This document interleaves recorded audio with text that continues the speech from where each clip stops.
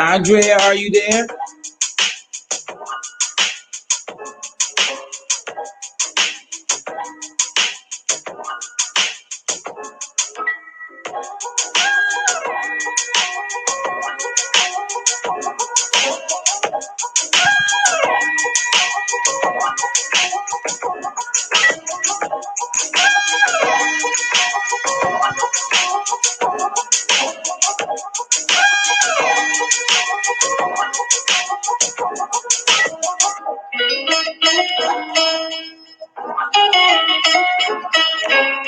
Hi, Fair Exchange. How are you? We just gonna shoot the breeze tonight. Open mic. Nothing major, just a little chit chat. So much going on. We have a lot to talk about. Hey, So-So. How are you, sweetheart? I'm gonna drop the link. We gonna open the panel and we just gonna chit chat. There's nothing major.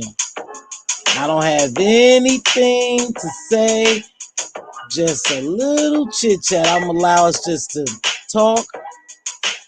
Whatever we want to talk about, as long as we keep our energy, positive energy flowing, we all good. If something bothered you and you want to talk about it, we just go talk about it. That's all we gonna do. Hey, Pink Sugar. I wonder where Miss T at. T to talk. You see Duchess? I don't see Duchess. Hey, Cap. I've been missing you, huh? Yeah, this is just open platform. We just go talk. If there's something on your mind you want to talk about, we just shooting the breeze tonight. I'm off camera. I'm gonna come on camera in a few minutes, but I'm gonna try to get this together a little bit. You know that hair thing. Hey, Regina, how are you? How are you, baby? Yeah, I'm gonna drop this link and we just gonna do our thing. Nothing major. We got so much going on. I know we could find something to talk about and be in harmony with it. Like always, I'll drop the link. It's just a respectful chat. You know, say what's on your mind. You know, we could talk about it. You know, we got a lot happening. Minneapolis. Yeah, Minneapolis. Now I'm in DC. They protesting. So we got so much going on. So I'm going to drop the link. Whoever want to come on, you can start. I'm your host, Mz.Teavalocity. Let's get it. Let's chit chat. Hold on. I'm going to come on camera in a few minutes. I'm trying to get my hair, my setting straight. So let's see if I copied it. I want to tell you. Yep, there it is, you guys. If you want to, just come on. Like I said, I'll come on screen in a few minutes, but right now we starting out like this. Nothing major, but if it's something you want to talk about, let's talk about it. If you got a problem, let's try to resolve it. If you feel good about something, just whatever the spirit leads you to talk about, let's talk about it. I'm easy tonight. I just wanted to talk. It's some negative energy, and we just trying to let that pass and get this positive energy. Let's get it centered and focus again, and let's just chat. Let's chat. I'm gonna tell you the truth. I don't watch a lot of television, and I want you guys to hear me out. I'm not one to watch. I can't handle. I really mentally can't handle it when I see our people being mistreated, especially just because of the color of our skin. Nothing that we have done, but simply because we're black, we mistreated, we being abused, you know, and that bothers me so much. But I know I have to sometime take a pause, take a look at it so I could try to make sense of it. You know, why am I afraid? Why I don't, watch it? I think just because my stomach can't handle it. Like, I've never been one to sit down and watch a lot of slavery movies, documentary, and I know I should know my history, but it just bothers me to know just because I'm black or my people black, you do that to them. And in my opinion, I don't think it's going to get any better. I think it's going to get worse. I think what's happening to us right now, They are desensitizing us to some things.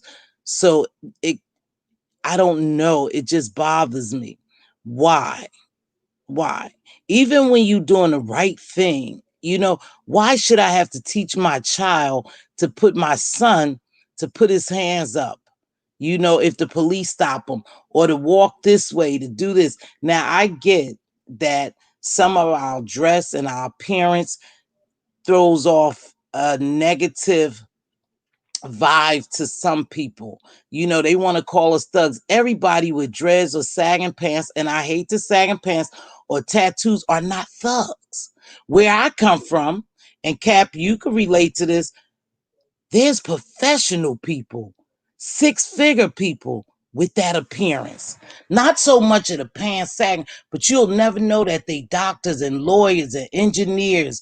You'll never know that because they don't fit what they call the norm of appearance. So it's different in different environments. We have what we call we live in a transient area. We have a lot of diversity here, and everybody don't look the same, but you just keep it moving. You don't judge all the time. But in different areas, that people judge us for how we look. I never forget when I first came back from here, because I had been traveling for years. So I had left, the US. Basically, I left the US and went overseas. And I hadn't seen a lot of Black professional or influential people. Overseas is a little different. It's diversity, but it's military. You kind of military conform. So I hadn't seen a lot of Black people. So I came over here. When I came back after years, I came back to the East Coast, and I started seeing all these people, doctors and stuff, and they had like dreads. The doctor came in to see me, and I know I was like, yeah, I was in so much pain. So the nurse came in, and that was cool. She was Black, and I was in the hospital, that's what, 99.9% Black. I live in that environment. Like, so I said, yeah, I'm waiting for the doctor. So this brother came in, dreads down his back, but neatly tailored, nice looking, you know, had on his little jacket and everything. He said, he called my name. I said, yeah. I said, I'm waiting for the doctor. He said, I said, I'm waiting for the doctor. He said, oh, I'm Dr. So-and-so. I said, what? You Dr. So-and-so. And it was so funny. It took me by surprise, but I guess he was surprised to see that I was surprised. He said, yeah, I'm the doctor. This doctor couldn't have been no more than maybe mid-30s, young, nice looking brother. I was just so taken aback because I hadn't seen that. So the more I moved around in this area, I seen more and more and more of it. Now, because we are in a transient area, and the population is heavily African American, and these people are living well, we don't have a lot of that going on, because maybe 80% to I could say 90% of our force is African American. So those people don't approach you with fear like when you're in other states. Other states, they claim they approach you with fear, and that's their justification for what they doing to us. I was afraid he looked like this, looked like he had this. They don't do that here. They will approach you. The police officer, now listen, now, brother, y'all ain't supposed to be on the corner. Come on, I'm going to need y'all to move. Y'all can't stand around here. No problem. Not to say bad things don't happen, because we have had a couple of, police, police murderers here and citizens, but it's not that deep. It's not that deep because it's balanced, is how it's supposed to be. 90% of the force is supposed to be the color of that community, and they don't have that everywhere. And that's why we running into a lot of problems, because it's easier for them to say they felt threatened and justify that. But so it's just very hard for me to see that. And I know I need to deal with reality, but I don't know if that just shakes me to the core. I just shut it out. But it's something, it got to be something we have to do, that we could do to put a halt to this, because I only see it getting worse and not better. So I want to drop the link, but I do want us, we already know how we do it over here, to be respectful in chat. And, I don't want somebody to get on here and just take over. But I really want to know your opinion. Captivating, I'd like for you to jump on here, because you and I are in close proximity. So you know what I mean. You could relate to what I mean when I say our force is like, maybe would you say 85 to 90%? So, Cap, if you want to, you could join me. Miss Andrea, if you want to, I know we talked earlier, you could join me. I told you I'm gonna be off screen. I'm getting myself together so I could come on screen. So y'all just forgive me. I'm moving around, but I hope I don't lose y'all in the process of moving around. I'm gonna come out of my bedroom. Hold on. But I just didn't want to leave you guys hanging so late. So I hold on, I'm gonna move around. Come here in my basement. Give me a minute. In the basement. Let me hook my stuff up, and then I don't look beautiful, so excuse me. Excuse me. Hold on, I'm gonna let you on. There's my baby. Hold on. Hold on, you guys. Give Miss Teve a minute. Cap, I'm gonna let you on. Give me a minute, love. Hello, handsome. I missed you. Hold on. Sure.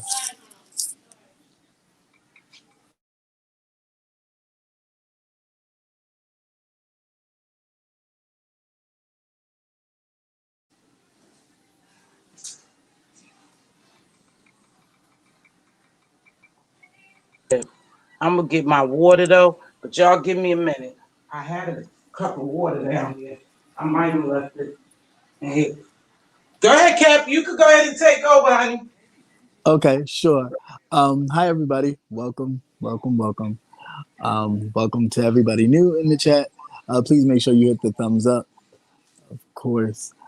Um, Basically, coming from an inner city and then living somewhat in a country area, and now um, seeing more professionals with locks and things of that nature.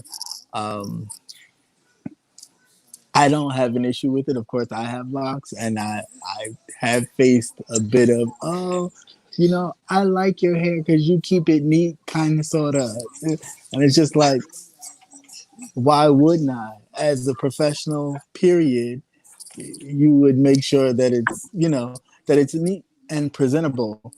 Other than that, I will continue to grow my hair, and if I choose to cut it, that will be my choice. But to promote this thing, because when I was younger, my mom always used to be like, "Nope, you're not growing your hair. Cut it, cut it, cut it. Keep it short, because it's more presentable and it's more professional." And as I got older, I just realized that no, however I keep my hair, as long as it's neat, period, will be the professionalism that I will promote. So I don't.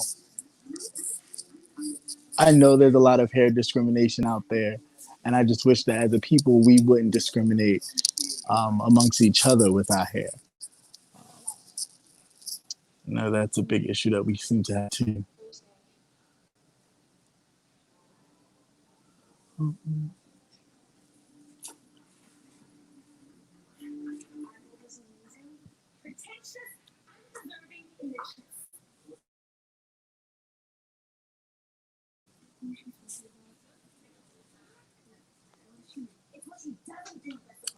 Hey Reed, how you Sorry, doing? you guys didn't lose me. Sorry.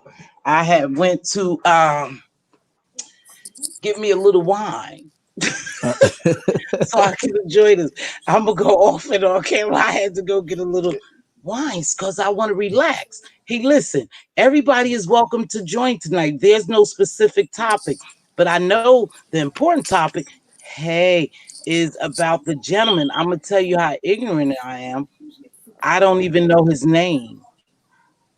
oh, George Floyd. I know it was George somebody, but I didn't know the Yeah. last name. And I feel bad sometimes when I'm ignorant to what's not abreast and ignorant, and plus not abreast of what's going on. But like I said, it just bothers me so bad. It makes my blood boil. I remember Mm. when I used to watch Roots, and I worked in an all basically 99.9% Caucasian environment and lived in one. I just wanted to go out and hurt people because I didn't know how to deal with it. You Hmm. was hurting my people, even though you wasn't doing it to me, but you were hurting my people. So I wanted to go out and hurt your people. So when they make you so angry, it's hard for me really to see that. It makes my blood boil to see we just mistreated because of the color of our skin, because Right. of our appearance. Nothing more. Nothing more. Hey Andrea, how are you tonight? I'm doing pretty good, Miss Tiva. Uh, well, pretty good considering. Right. One of the things that's kind of been really bothering me. Like yesterday, I was really angry, and I kind of started thinking about the trauma that we're seeing as a people, and like it's an intergenerational trauma. I know people have talked about curses, but the trauma that we're experiencing and our children are experiencing by this going over and over again, and it's been proven that trauma, prolong the stress of trauma, the PTSD part, it will actually change your cells. The negativity changes the cells in your body, can change your very DNA and your RNA. And I just think about the fear, like when we're kind of triggered. I was, of course, I was in my way out land when I was Mm. thinking, but when we're triggered, like when this stuff, it harms and hurts us so bad, I always think, like, is this the my response so oh, it's so angry that this was what they felt like when the riders rode, the slave catchers rode, the Ku Klux Klan. Our generations had to go through this over and over, and so at some point we are just traumatized over and over again. We're always having to deal with biases and disparities in every aspect, and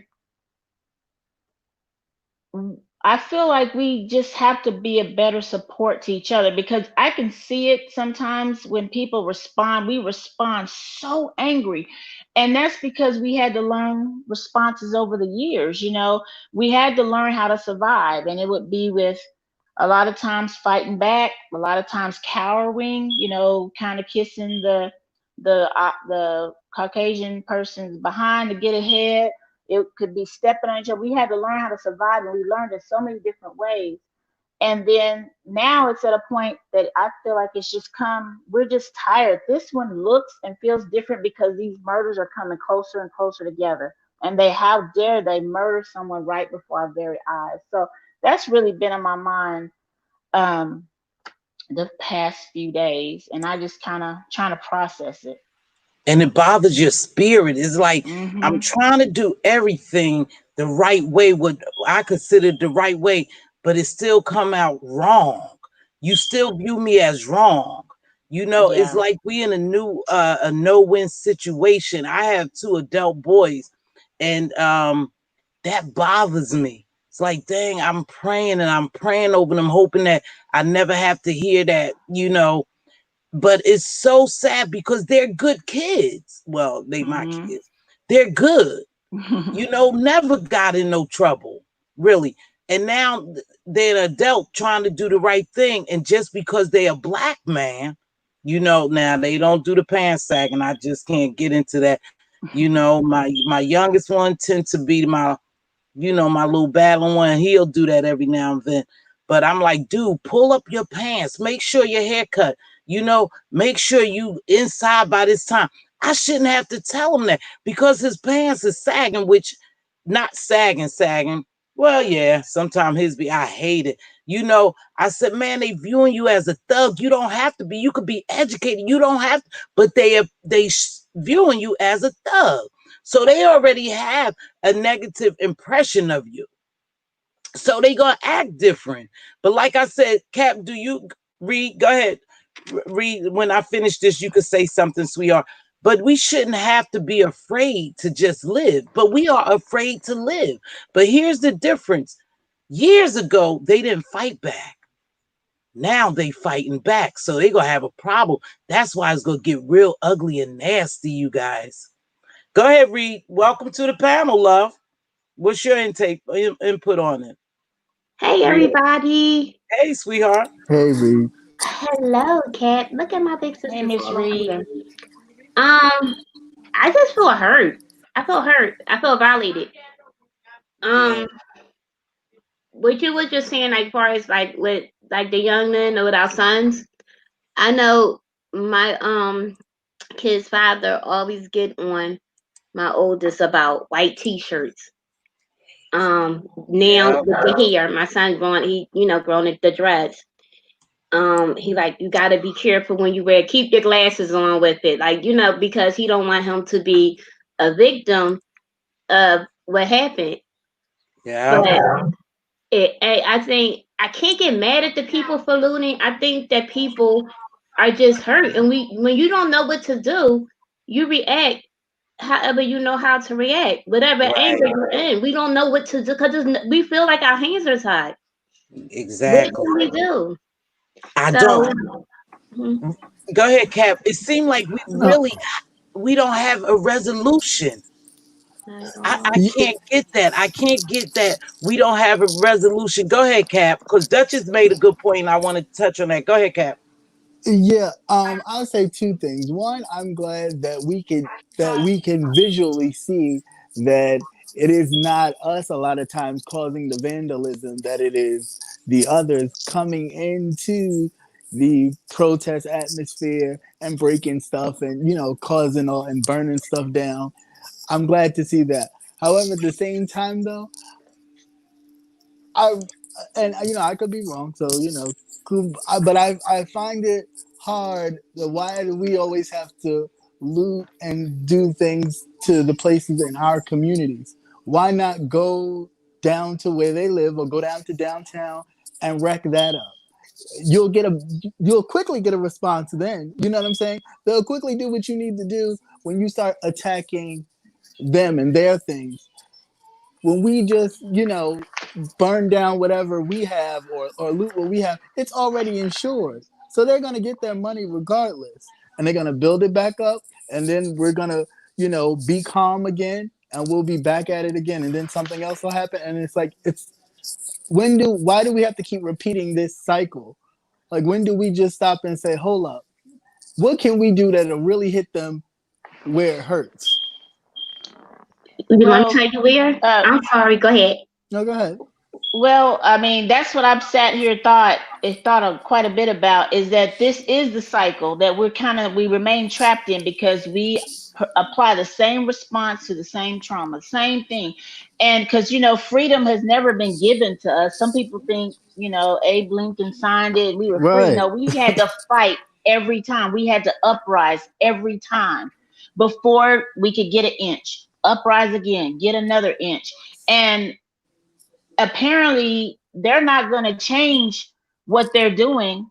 Mm-mm. So we don't have, I mean, I hate that we do attack our areas, but I also, on one side, I feel like those stores are what are taking, I don't know about which stores because I couldn't watch the looting personally, but the stores that are in our community are the ones taking advantage of us too. Mm-hmm. And that's some of the anger of that. Like, I don't have transportation downtown or wherever. That it's a food desert and I have to walk with my three babies to the store. So I am mad at you. Um, and I don't like that they tear down their own places, but just think who owns our convenience stores? Who owns the Target, JCPenney, those places? We don't own it. Yes, it's in our community. Yes, I wish we wouldn't hurt our community, but that's we just see what's in front of us. We're just tired of it. We're not, we won't, you know, some people may not have that car or a bus fare to go travel downtown to loot. It's not excuse. I'd rather that they not loot, but no one gives us our freedom. We have to fight every single time. Go ahead, Reed. I'm sorry for cutting you off. No, you good. we're fighting for freedom because we never received it for real. Right, We right. never received it. We still are slaves, and the reason, in a different manner, more mentally, but Mentally. the thing that's going on with the they know that they know they're going to lose. They prepare for the looting. They want us to loot. You know why? Because they Yeah. know it's going to be young black angry boys that's going to be out there looting as well, and they're going to arrest them young black, not the older ones, them young black little boys, because they are worth it to them. They're money. Mm. Looking at them like money. These Yep. prisons that Privatized. give these kids. Mm-hmm. You notice how you see how they just letting that man out. He's 60 something years old. He doesn't mean nothing to him. They can't get anything from him. He'll be Right. dying soon. All they doing is taking care of room and board. These young ones, they're getting paid for these prisons. I'm sorry, for these prisoners that's in these prisons. So why Yeah. not? Yeah, let's get them. Let them loot. Prisons are privatized, and Yeah. more and more prisons are, and and let me tell you something. To piggyback on that, that's their investment. That's what Mm-hmm. they invest in. Hold Yeah, on. it's bad, but they don't care because they want us to do it. Even as far as with the guns. Even look, remember the Black Panthers? Remember they used to, and we wasn't in Oakland at Yeah. one time. You shoot up, Hmm. we shoot you away. Remember they would have the Yeah. weapons, and it was legal for them to do it. In Right. Philadelphia, when the Black Panthers tried to do that, they made those strip. The mayor Rizzo made them strip naked, Mm. embarrassed these men to come out to show that they didn't have a gun. They mess with their manhood, their Right. sisterhood, everything to try to harm us because it's a mental game. This has nothing to do with the physical. Everything is mental what they're doing to us. Mm. We're And hurting we because it's mental. And the thing is that, like you were talking about the sexualization of a black man. That's why I cringe, or not just a black person, women too. That's why I cringe when I hear us talk about each other's body parts all up under each other's clothes, because I think you are using the same tactic that has been used over Mhm. us for years. As they couldn't just lynch us. They had to expose us, cut it off, Yes. put it in our Right. mouth, and Right. here we are talking Sick. about booty holes and all Yeah. this other bull crap. And I said, you are using the slave master's tactics to destroy someone who looks like you. And Right. you are ridiculous. Mentally asleep. Like Reed said, we still mentally say, welcome to the platform, Miss Connie. How are you? I'm doing well. How about Hi, yourself? I'm Miss angry. Honey. I'm doing Hi, how well. are you? Angry as well. Thank Um, you. I heard what you all was saying, Mm-hmm. but in some things you all saying kind of making me cringe. Are you saying that our children should not dress the way they want to dress, and you think that clothing and hairstyle gonna keep us from being murdered?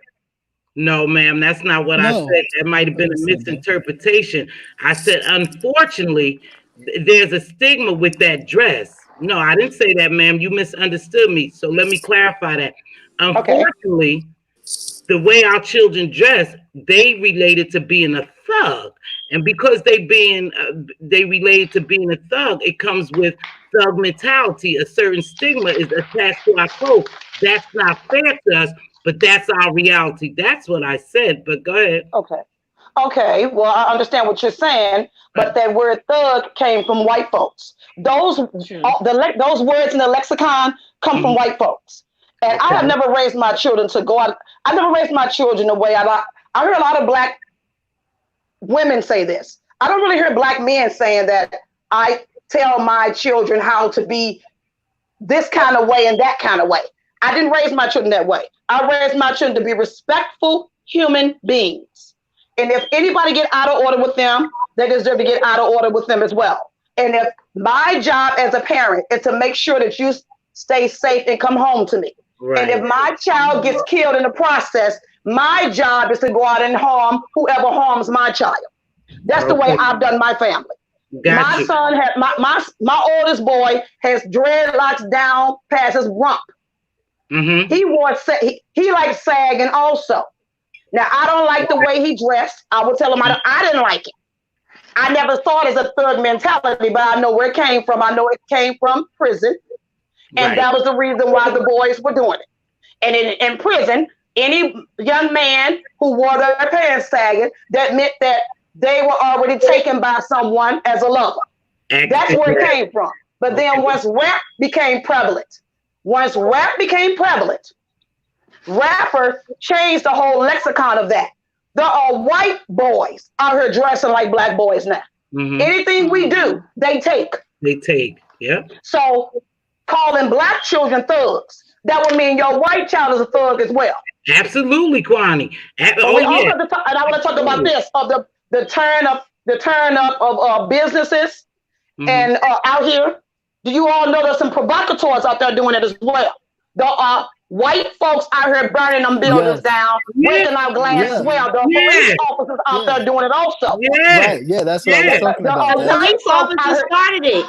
There are white folks out here paying black people, black young men. I call them Thundercats. When I grew up, the thugs were considered Thundercats. So they paying the Thundercats to tear up these businesses also, to garner insurances. Yeah. So they can move their business out of the neighborhood. I believe that, Kwani. I agree with you, sis, on that. I believe, too, that they're paying them to tear up these buildings so they could get paid by the insurance and so they could move somewhere. I agree with you. I agree with everything you're saying, and you're right.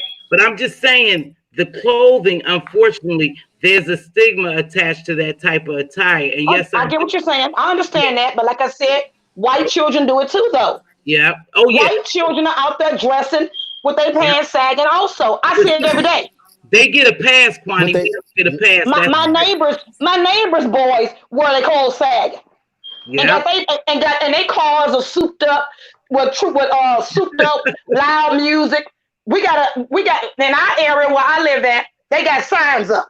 You cannot have your music past a certain decimal. Honey, these white children are running rapid through my neighborhood.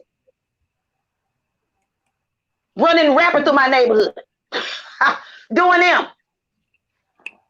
So why should I have to tell my child not to do him when they're able to do them? I know. If they're going to kill you, they're going to kill you. Well, there's a difference, though, Kwani. Go ahead, Andrea. Go ahead. Okay, well, and I don't think I should teach my children to bow down. I have 5. 3 of them are beautiful sons. And they're tall sons. And so people are going to naturally be intimidated because of their height, and they just have that no nonsense facial expression. And they do come in and they take up the room. So I knew that they were going to be tall because I knew what my dad went through. So I had to be smart about it.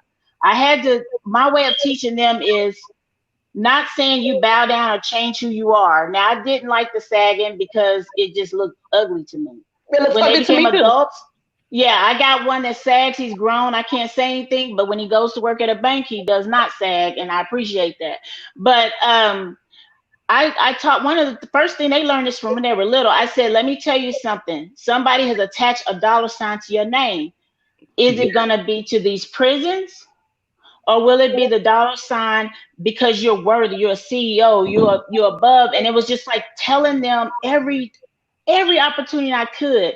Oh man, that I don't know. I just can't see you like that.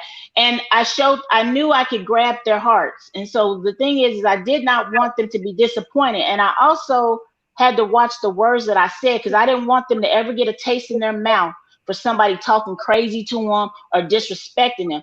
A lot of times people get buffered and they feel like, oh, if you hollering at a kid all the time, they get used to like, this is how I'm supposed to be talked to. And so I would sit there. If I grounded them, I would tell them, okay, you want to act like you want to go to jail? I'm going to treat you like that. I'm going to make you sit in this chair, in this room, doing nothing while we're enjoying life. I'm going to let you know what prison looked like. And they used to hate it. They used to say, Mom, I wish you would have gave us a whooping because my punishments would last until I felt better about the situation. And if they did something else, I'd add to it because that's what happens when you go to jail. But another thing is that we have to be intentional about child raising. I appreciate, Miss Kwani, that you did that. And I'm sure Miss T did that. And Reed is doing that with her children. I don't know if you have children, Cap. The fear of the Black mom. And sometimes we fear where we raise them. We raise them out of fear instead of strategy. And that's why I don't want them to bow down. I want them to stand as tall as they are.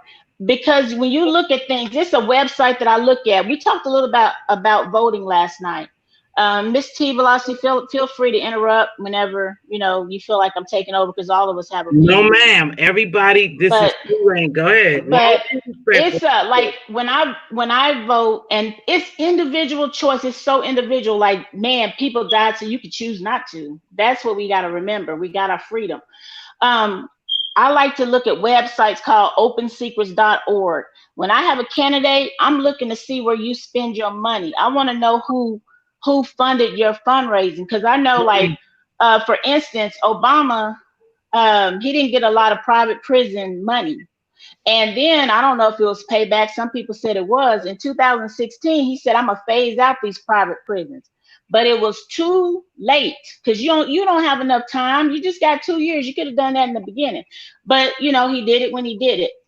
And then we turned around, and you had one of the people that were on this current president's campaign committee. Guess who funded private prisons? So this man can sit and say, I'm doing something to decrease the sentences and all this other crap. That was just fake stuff, because he got 1.6 million went to candidates. And I want to know, like, you follow the money, because it is money that rules it. It's not, I want to know who is paying these people to vote. And then you look on at congress.gov. You look and see what these representatives are doing while you're sleeping. Because sometimes those votes can go late. I want to wake up and see, okay, let me see how you vote on this situation. Let me see what you gave up, how you sold me out, if you sold me out. But that's the thing, is strategy. Speaking of what you just said, think about, like, right now, all this rioting and stuff is going on. Do you know laws are being passed while this stuff is happening? Right, Kwani. Yes. Right. Yeah. Right, Kwani. Distraction. Can I just say something? You're absolutely right, Kwani. And here's, I think, where ignorance come in at when it's about voting. You have to vote your local level. Right. Yeah, it's true. Like Andrea was saying, you have to research and see who's supporting them. Where's that money coming from? What are they going to stand for? See, we're in a battle where nobody really protects us, y'all. Nobody. Neither side. I believe in voting. I'm an advocate voter.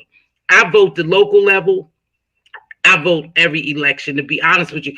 But it starts at the local level. Those are the people you sit in to make a difference, not the president. Correct. Like I said, I vote locally. I have voted in presidential elections as well. But lately I have not, because to me, I see it as a two-headed snake. And then another thing, the president is, I don't see the president as being elected. I see it as a selection. They've selected these people. They already have a 50-year plan, 25-year plan, 10-year plan before anything even starts. They already know what they're going to do. Majority of these politicians are family members. They're blood relatives. We don't know that unless you do your research. That part. Kwani. Yeah, and that's the thing, taking the time to research. That is so important, because, like, okay, for instance, Thurgood Marshall said the library is open. Everything's not on Google. Everything's not on Google, and a lot of stuff that's on Google is wrong, and it's wrong for a reason. Oh, yeah. We have to go to the library and do your research on these individuals. Right. But here, I think, and I'm going to let Cap step in next, because he is the political analyst here, I always call him. But wait a minute. I was teasing. I said, Kwani has a good point. And here's the thing. I think because our ignorance, simply in not knowing something and knowing how to research and knowing what you're researching for, and it's always that little fine writing or something you don't understand, being afraid to ask somebody, what do they mean by this? Or who's this? What is a constituent? What is this? What is that? And I think because of our ignorance, our lack of knowledge, we punish ourselves for that when it comes to voting. And I do believe, I'm beginning to believe more and more, Kwani, that I have to agree with you, even though I'm a voter, that the people are already selected in most cases. But go ahead, Captivating, take my neck off. Yeah, no, I'm not gonna take your neck off. I mean, I do believe somewhat that some of the people that have been chosen were already selected. But I do also believe that we play a part in it too when we don't educate ourselves and we, we give them the power to continue to feed to us that, oh, your vote doesn't count. It doesn't matter anyway because we pick who we want. Right. And you limit your own power because we do. You can look out on the streets even now where the people are protesting and stuff like that. If we really got together and made a difference, we could really change that whole view of how they view us. But Right. because we have a lack of, education, knowledge, and just even trying to want to find out, what does this mean? What does this mean for me? What does this mean for my community? Mhm. They get to use that power against us. So I think it's really unfortunate, but Connie, true. I'm gonna start with you. Oh, go ahead, and then I'm gonna ask a question that I saw. Okay. Go Well, ahead. I kind of want to just kind of hit on this one little site that I found is like gold, and I hope people check it out and look at it because, like what Kwani said, they've tried to shut this woman down so many times. That OpenSecrets.org, she goes through and basically looks up all this stuff, and she has a part that talks about dark money. And she exposes she's in there going after these people who are just playing in our faces. Yeah. Like the ones that, the why are you doing this? Yeah. And the little sneaky stuff that they do, it's like follow the shadows, follow the dark money. And that's why I go into that Open Secrets, because I learned from it from Politico, and Right. it was like they were trying to shut her down. And, I donate to her because I'm like, I want you to be able to fight. She actually had classes during the coronavirus time. I don't know if she still has it, but she was like teaching people how to be savvy and hold your politicians accountable, the local going all the way up. So I just wanted to just kind of share that because we're only going to get this fixed. Yes, we can loot. And I do believe in arming myself. I do believe in my Second Amendment. But also we got to hit them in their pockets. I'm tired of giving money to people to mistreat me. Well, that is the only way to win, because a lot of this is not really about racism, about classism. Classism. There's no middle class. You either rich or poor. There is no middle class anymore. That's gone. That is gone. You either rich or poor. The have and the have-nots. That's all right. That's what it is. That's what it is. It's more so classism. I understand racism is in there as well, but it's really about who got the money. Yeah. It's all about the money and the power. And when you got money, you got power. Kwani, you know what too? What I think a lot of us don't really realize, and that is the difference between old money and new money. Money. And the old money are the wealthiest wealth. Wealth is being rich. Yeah. Different things. If I had a choice, I'd rather be wealthy, not wealthy. Not rich. See, because rich is wealth is everything. It's not about being rich to be wealthy. But it's only 1% that's wealthy. And they're all white. That's a generation. They're old money. It's old money, and people don't know that. Old money is ruling everything that's going on. This new money that they throw in our face means nothing. If I had a choice, again, I'd rather have old money than new money. Go ahead, Pat. No. I was agreeing with everybody. That is very true. Wealth is generational. Yeah, wealth is generational. This is and Kwani, you made some great points. And here's another thing. Let's move on to this. If you guys are finished with this. Now, I'm sick of them trying to pacify us. And what I mean by that, I guess one of these police officers I guess they terminated him. Did they terminate him, you guys? One of the police officers, somebody correct me if I'm wrong. All four were terminated, and one has charges. Okay, so here's the deal. This is what I noticed that they do, to pacify us, to try to appease us. Okay, so you convict these people, but they're never, you charge these people, but they're never convicted. Yeah. Not only that, when they leave, do they leave with a severance pay? And a lot of times when they leave, they go to another police station right. Be hellions. Exactly. So they just do stuff to appease us. So I don't believe I don't believe that this gentleman much is going to happen to these people, just like the police officers in Baltimore and everywhere else. Right. And every now and then they'll take one to just try to make an example out of him, so they say, or just to make him go away. But again, you guys, just because they charge them doesn't mean they're going to get convicted. So we I think they're going to give him time. What I think was going to happen, he's going to plead guilty. Because they just found out that they used to be security officers together. They found out that information now. Right.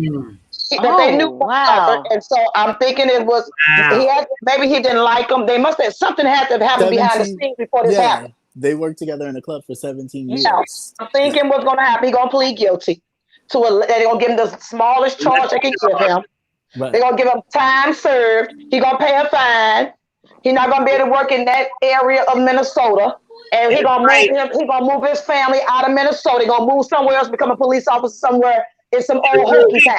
That's what he's going to do. And they're going to hire him. Right. Yeah, that's what's going to happen. That's what's going to happen. And the saga continues. We'll be out watching again for the next dead body on the street.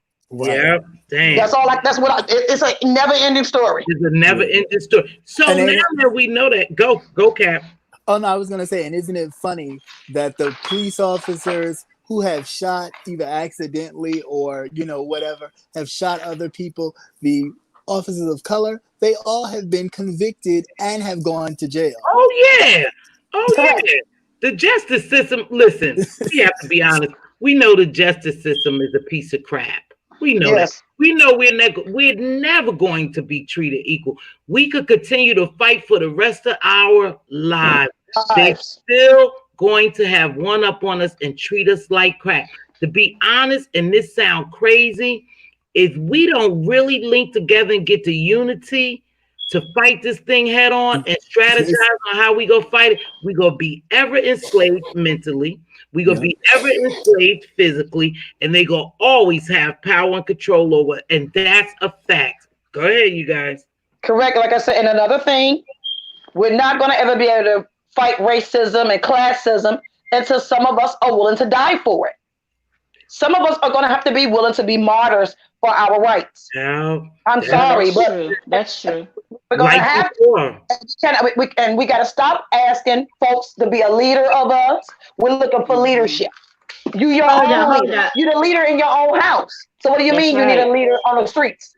Some of us are gonna have to die for the honor of our families. Wow. And I'm being honest with you on that. I know people are scared. I get it. Dang. But you're gonna have to learn to use your fear to battle people. It's power. Yeah. Before I have any type of fight with anybody, physically, I am shaking. Yeah. Before I go on stage to do a performance, my nerves is what gets me over. Yeah. I gotta be nervous first before you go to war. We at war. Do y'all not understand that? We are at war. Yeah, I understand it, Kwani. No, I believe this is war. I really, really do, guys. I don't think there is no turning back from here. And you're right, a lot of lives are going to be lost, but that's just the name of the game of that's the nature of the beast. I mean, that's just the nature of the beast. Well, just think. People died for us to get to this point. Right. So it's always going to be people that will sacrifice. And people, sometimes we feel like, because I felt like it yesterday until I got over myself, but people feel like, what can I do? There's nothing I can do. You can work within your area of influence. You work within your area of influence. There's something that we all can do, even when you don't know what to do. Right. Sit back and gather yourself and say, what would I do for me? Right. Exactly. Just take the world out of it. Right. What would I do for me? Exactly. What would I do for me? What would I do if the police came against me? What would I do if somebody came against me? You don't fight your own sister, but you won't fight somebody who don't give a damn about you. You better say preach it again. You better preach it again. You better preach that. As much as I go live and I can curse a black person from front to finish, but I won't do it with a person who don't like me. Right. Well, wait a minute. If I would do it with my sister, I'm gonna do it with somebody who hates me. Now I was with y'all up until we got to this dying part. You know what? That's a fact. Work within your. I know you're not talking at your name, Rocky. Marie, you right. You work within your influence. Right, you do, and your influence is power. Yeah, Rocky. That's a matter of fact. Hey, Rocky. Yeah, I'm with you, my girl. I'm with y'all to that dying now. We can march all day, but we get to the dying that part. I didn't say I was dying, but read it, Kwani. I felt the same way. I was like, Kwani, you talk about dying, sis? Now, Kwani, you got. I get where you going. Years ago, the same thing. Those people who marched and fought for us, even to vote, they put their lives on the line, and that's just what it is. And I appreciate it. I'm not sure that. I mean, I'm ready. You're dying. Go ahead, Cap. We can all say that we even know that the ones before us were not like, okay, well, I'm just gonna do this and die. Of course, they didn't want to die, but they knew that the greater what they were fighting for was much greater, and they were willing. The willing. That's it. Right. Willing. Right. I like to put it on the line first, so it won't be no she ran when they came with the guns. I'm letting y'all know. So when they come, when y'all see me running, all y'all see the back of my head and my track sneakers. I told y'all this. We ain't taking Reed but with I'm gonna shoot over my shoulder though. I'm gonna shoot over my shoulder. But remember, like I said, sorry, let me get. Sorry. I scream, I curse, I do whatever y'all want. But when it gets to that dying part, I'm like, hey. Put on all your armor, honey. Put on all your armor and your artillery. Right. Well, we'll get in line and we'll let Miss Kwani lead. Kwani go first. Look, Kwani and Cap got it. Y'all good. Yeah, Kwani, you and Cap. We gonna go ahead and delegate y'all now to be the front lines support. We got. Well, somebody got to be on the front. Somebody got to be on the front line, man. It's yours. You're the queen. Take it. Queen Kwani. I'm taking you and Cap. Lead us in battle. I will say this though. No movies. I seen no marches. That's funny. I will say this in the growth of a movement. It is important though that we make sure that we keep our circle tight, because there's always been incidences, even in the civil rights movement, where they were able to infiltrate people in the group, to gain access to the outside people, and that's the reason why they wind up getting assassinated the way they did, because they was able to get some people. And people say I'm wrong about this, but I say it all the time. I side-eye Jesse Jackson all the time. Come on, only because they were not able to gain access to Martin the way they was until he popped around, and then it was like, they had so much access to him, they was able to know exactly where he was and all types of stuff. And then this man runs for president. He didn't win. And don't forget Al Sharpton. Right. Al Sharpton. Oh my God, that's so true. Kwani, now that y'all say that, now you said that, and you know what? I don't know if I missed the point. Al Sharpton, what do you think about him? Why do both of them always in the mix when somebody get killed? Okay, well, Al Sharpton was paid. He was working with the CIA. Remember that came out 2 years ago. They found that. Yes. Yep, Kwani, they found out that he was working with the CIA. He sure was. And he was around the river. That's how he ended up with all these television programs. Sure did. You think they just gave it to him for no reason? Another soul. Like I told you, that's where that saying come from. All skin folk ain't kinfolk. Right. He was for the crime. He was for the same crime bill now that he talks about is illegal and it shouldn't be. He was for it.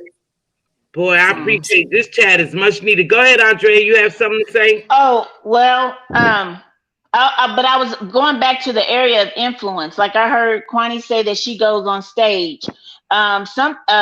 You guys have these platforms. We got to fight within where we are too. And then the dying is not always that physical death. It is the dying to buying that next pair of sneakers that are marked up 100 and something %. Dying is also, giving helping out another person, not just saying it's all for me. It's me, mine. Long as me and mine are okay. Dying is saying, hey, you know what? This is not just me. It's about you too. Let me mentor you. Because we only think about we got to make more money, but we got to mentor more. I was mentored. Had I not been mentored, my life would have been completely different. But when I look back at how much time that person spent mentoring me, just nothing formal, wasn't big brother, big sister. It was just, hey, I see something in this kid. Let me see what I can do. And Totally changed the trajectory of my life. I want to nurture that. Right. Same thing with, yeah, but I was, and we've lost that. We've lost that because we've lost that because we're skeptical of each other now. The world has made us fearful of one another. Who can I trust? But integration has done that. Integration has done that. Wait, hold on. Yeah, you're right. Yeah, integration has done that. Yeah. Yes, sure has. We strive to be like them, and then we care. I'm just muting y'all for a minute because listen, y'all are so sharp and y'all spreading so much knowledge. I just need y'all to talk one at a time. Go ahead. I'm gonna unmute you. Miss Kwani, you was talking. Go ahead, baby. Miss Kwani, you was talking. No, I was just saying Captivating Christian is right. Integration did change a lot of that. Because when I became an adult, and sometimes you know what, when you're going places, thank you, Robbie, and seeing things, you don't see the gravity of things until you have your own family. And once I had my own children, I had to go back to my parents and ask them, why did you do this, that, and the third for us, for me and my siblings? And my mom said, well, I wanted you to have a great life. And I want you to have a better education. I'm saying to myself, excuse me, ma'am?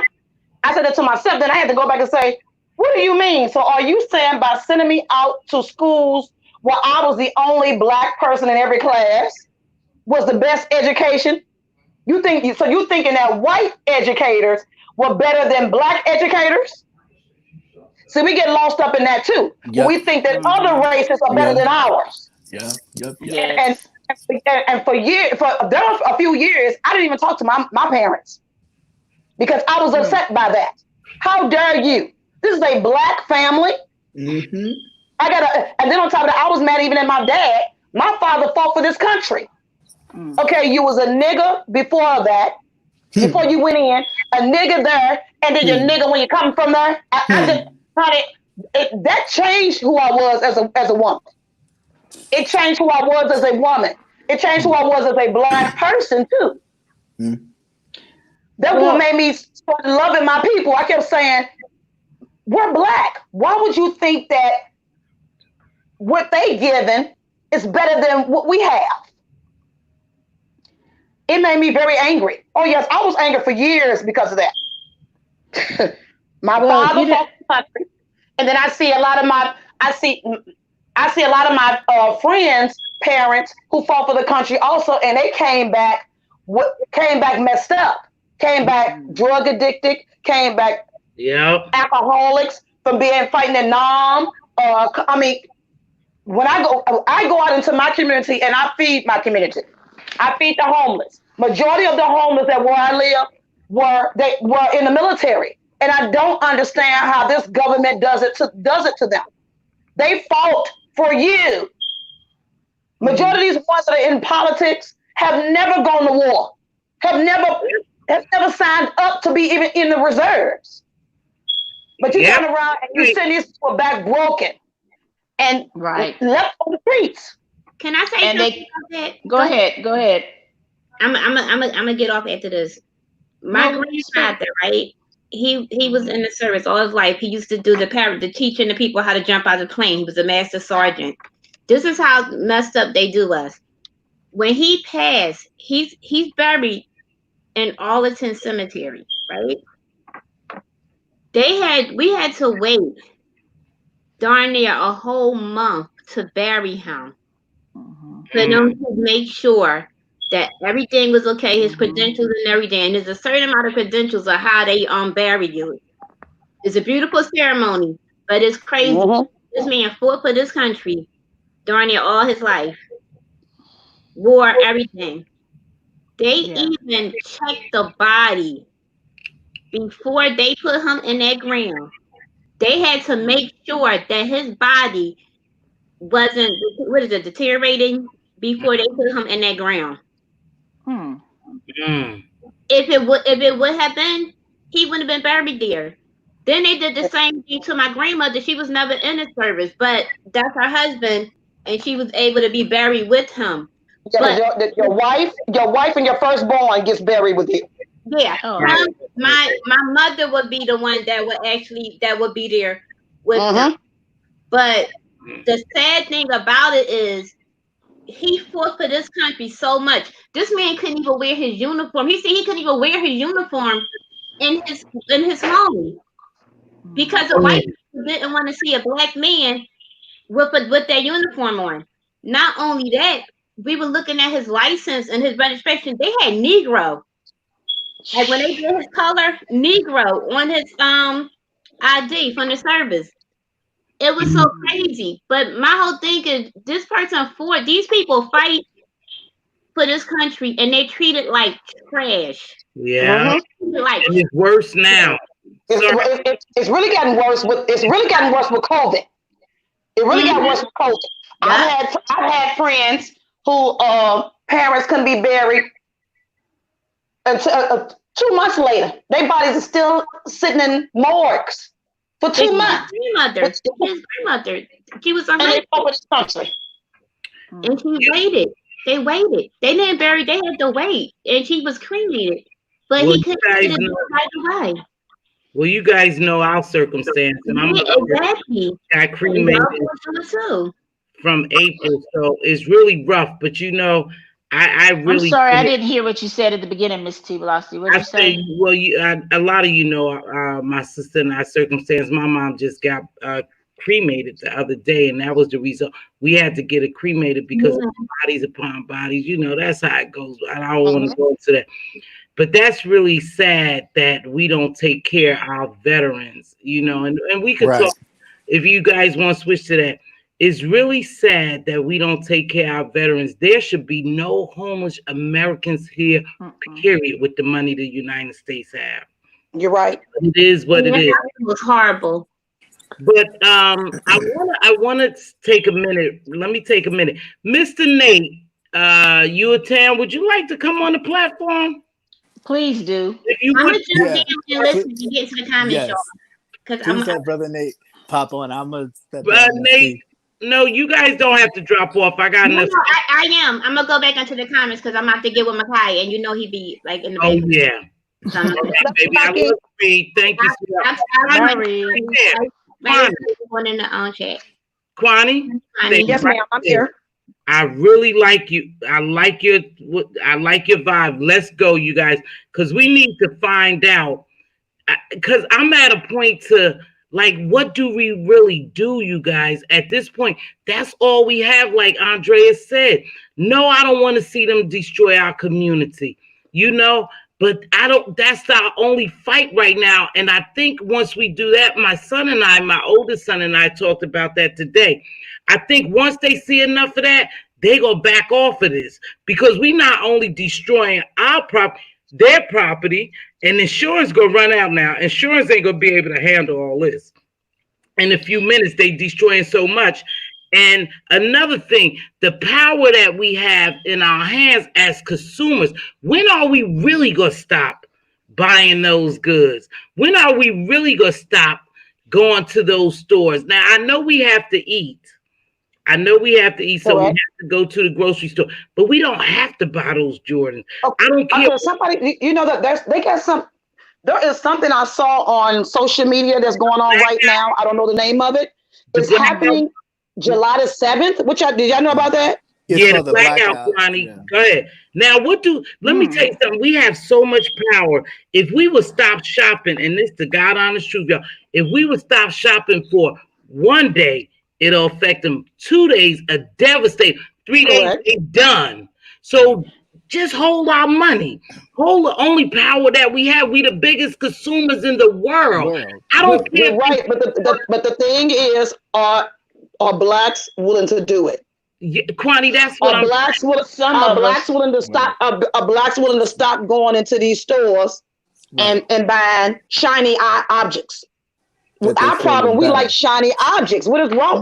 That's the problem with we like bling bling. We want the latest gear. But we've been convinced. You stand in line for the Jordan shoes. We gotta stop that. Are we willing to do that? Yeah. Yeah, Kwani, go ahead, Andre. Hold up, Miss Queen. Well, you know, we have to. Again, we gotta sit. Just real quick, repeat the. Okay, I see it. The 7th. I saw the note there. Okay, one thing is that we have to. What I am like against commercials because I have my own little protests all throughout my life. I boycott everything. I stopped watching commercials because I'm tired of commercials telling me what I need to look better, feel better, be better. Yeah. We gotta stop trying to get value and worth.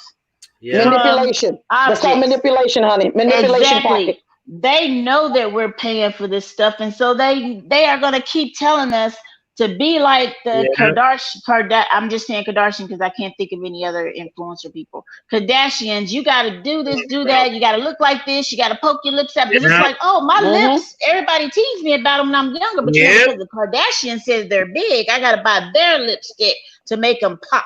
You know, and that's why I said I'm gonna quit with these doggone commercials because you're not gonna loop my head and my kids too. I was saying, don't get up and clean up. Don't watch that commercial because I didn't want them. I failed with one of them, but that's okay. He pays his own bills. But I was telling him, you're not gonna let somebody tell you or warp your mind that you gotta buy value. Your value is because you took your first breath. I'm not listening to that but I got one. You know, hey, 1 out of 5. But you know, it's his decision. It happens to all of us, honey. It happens to the best of us. Right. So fight back from the cradle to the grave. Fight back, protest. If you mess up with me one time, I promise you won't see me again. But this is the purpose, y'all. You know that's what television is for. It's an idiot box. That's what they call it, an idiot box. They program. That's even with schooling programming. Everything, Miss Kwani. But hold on, Miss Kwani. Hold on. They program our minds to make us believe that we're not good enough. We don't look good enough. We don't have this. We don't have that. We're this, we're that. And then eventually we start believing it. See, that's why, and I say this on my program all the time. And, you know, I believe this. I'm not going to allow you to validate who I am. You're not going to tell me I don't look pretty with my big lips, my big nose. You're not going to make me go out and inject something in my lips or take something out of my lips or slim my nose. You're not going to do that because people have to know self-love before they buy into that because that's the purpose of a television is to program us. Right now, they are desensitizing us to what's to come. Believe it or not. You know this mask and all this? They are desensitizing us to what's to come. True. And that's what television does. It programs our minds. We have to be very careful. Why should I take a medication that you done told me will kill my liver, kill my kidney, give me brain damage, make me see now, but you're promoting this medication for me. We just need to be real careful. That's deep. It's not a commercial that you see for a medication that don't tell you. It have a side effect. That's going to worse. If we just eat right, exercise, and do certain things, we wouldn't have those medications. But I'm diverting. Go ahead. I digress. Sorry, go. Go ahead, Cap. Go ahead, Cap. Well, I mean, no, you're absolutely right. But it's all about it's all about making money. Insurances make money. They make money, you know, by denying coverage to people. The drug company make money by, you know, offering up all these drugs. The doctors make money because the drug companies talk to the doctors, hey, give these to your patients. The more you give to your patients, the more we'll kick back to you. So everybody's in this kind of making money scheme, but nobody's into real health. And, you know, if you stop eating this and you stop eating that, you know, you could lower your sugar levels by this. That's you true. know, and you don't even have to take that program. But the education in that is, you know, taboo. We rather, you know, just take a pill and you take a pill and you'll be fine. Yeah, okay. But while you're taking that pill, it's destroying your liver and everything else. And it's trying to keep your blood levels. And then another pill comes. See, I know that. That's what I live. So they put me on blood pressure pills, right? Now listen to this. And they said, "Oh, you're gonna have to be on these the rest of your life." I said, "No, I'm not." They said, "Oh, yes, you are. You can't just now. Please, just don't stop." I said, "Let me tell you something. If I ate right, I exercised, and did the right thing, I don't need that pill. My heart's gonna be all right. It's a But machine." but T Velocity, let's say this also. You know what's also missing from us? What? Rest. We don't sleep enough. Oh, yes. We Kwani, don't sleep enough. say it again. Say it again, That's Kwani. what's killing us. Sleep. We're not getting enough water and sleep. Sleep is Yep, Kwani, everything. say it. You need those naps. Yeah. Whenever you can catch a cat nap, you better catch it. But why don't we rest, Kwani? Why don't we rest? Let's get down to the root of because we We're have a not resting because we're worried. We're worried, and we want to have more. I never had it as a child, so I want to give it to my children. I want to give it to my grandchildren because you're putting others before you. Can you read that out, Miss T? Oh my gosh, Miss Velocity, can you read that out? let me read this. Minnesota has released the autopsy results of Mr. George Floyd. Doing this since the current president has been elected. I said, you know what? I'm tired of this. I'm tired of them sitting up here telling us that my word does not mean much when I know it does. So I'm gonna quit spending my money because all he cares about are these big businesses. So I'm gonna find out. I want to know whose money is going where because I'm not going there. I'm not. It's certain places I haven't shopped because I'm thinking, no, you don't care about us. You know, we hear about the My Pillow guy, how he's so pro Trump and all this crap. But you look at all these other people, these basketball, these sports teams owners. I said I'm not watching them. They don't get my click nor my view, and that's just my personal thing. As well as my kids tell me I troll the politicians. I'm not trolling them. I'm just I would troll. I do kind of troll on Twitter, but I will go up to those offices. I want to know why did you sell us out with this Corona stuff and you sold all this stock? I want to know why. Because it was people in that are in my government. We had not one but two. I want to find out why. And so yeah, I'm going to write a letter. And then because Corona was out, I couldn't go up there and sit. That's what we have to do. I want you to look me in the face and tell me that you playing against me. I want to see it. Lady and that's T. what we have to do. Sorry. Lady T, what's happening? Hold on. How you doing, Mz.Teavalocity? Hi, Captivating Andre. Hi, Kwani. How y'all doing? Doing well. So I just have 3 points, and then I gotta hop off of here because I'm doing a bunch of stuff. Lady T. Huh?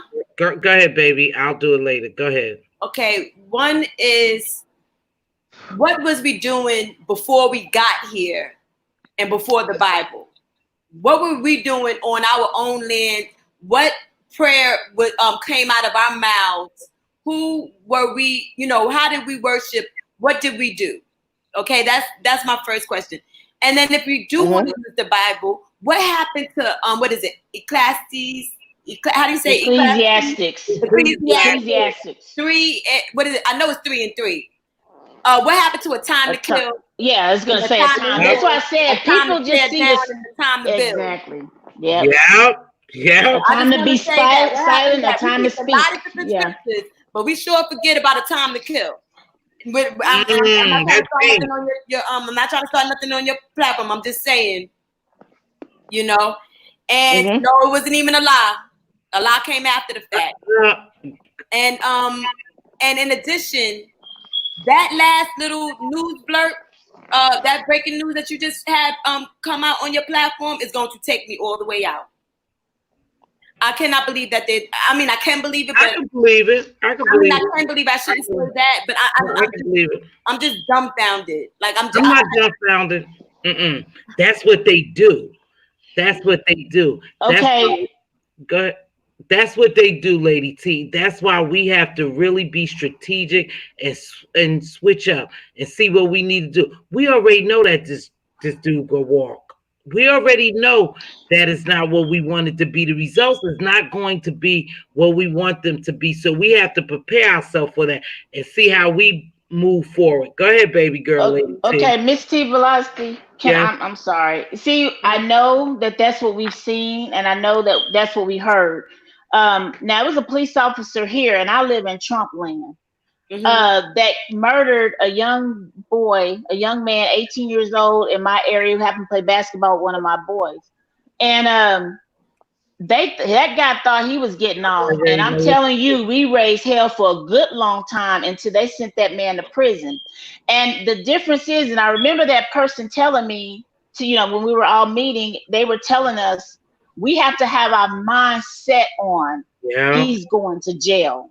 Because when you have that thought process, okay, take it back to street. Whoever's had, been in the street, you couldn't go into a fight thinking you're going to lose. Because when you thought you were going to lose, you fought weak.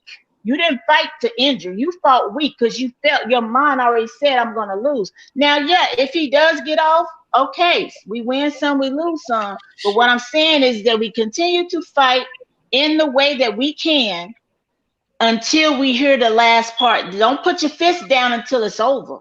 No, I'm not. My fist ain't down. I'm just, it's like I feel like I've been taking a lot of blows. You know what I mean? Because it started even before this, and and then like there's stories that cropped up in between, and I haven't had a chance to digest the first thing into the next thing, and then the next thing, and then the next thing. And there's a YouTuber. Her name is Evelyn from the Internets, right? Mm-hmm. And she has this video. She did this maybe 3-4 years ago, where she says it's like a little parody, but she says, "Do you ever need a day off from being black, or no, to call out from work for being black? Like, I'm not coming in today. I gotta take, because it'll be moments like this where you just you're tired, right? Just we just don't know how to fight, But I gotta run. I just wanted to. Hold on, before you run, baby. Let me tell y'all. Lady T is graphic design. She does intro, outros, logo. That is the lady who created my intro for my new channel, and she did my logo. Oh God, y'all! You said YOLO. I'm gonna tell you, my head is spinning. But she did my logo. Lady T is graphic designs for all your graphic designs, all your intros, outros, logos. That's the lady. I'm very, very pleased, Lady T. Thank you for that. Thank you, and that's why I'm gotta run because I'm working on this thing. Go ahead. Goodbye. Okay. All right, have a good one. Kwani, bye-bye. Still here with me, love. You still here with me, love. Kwani, you are so powerful in words and wisdom. So, Kwani, where do we go from here, love? Where do we go from here? You know what? To be honest, I don't know. We don't know. I really don't know. I'm going to have to sit down myself and ask myself the same question. I don't know. Dang, I can't give her an answer because I don't know. Because it keeps happening. It keeps happening. I'm so angry. I'm so angry, Kwani. I'm so angry.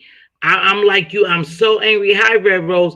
I'm so angry because you know what? Hold on, baby. You know what, Miss Kwani? It seems like we just have no out, but it gotta be a way for anything. There's always an out. We have to find an out.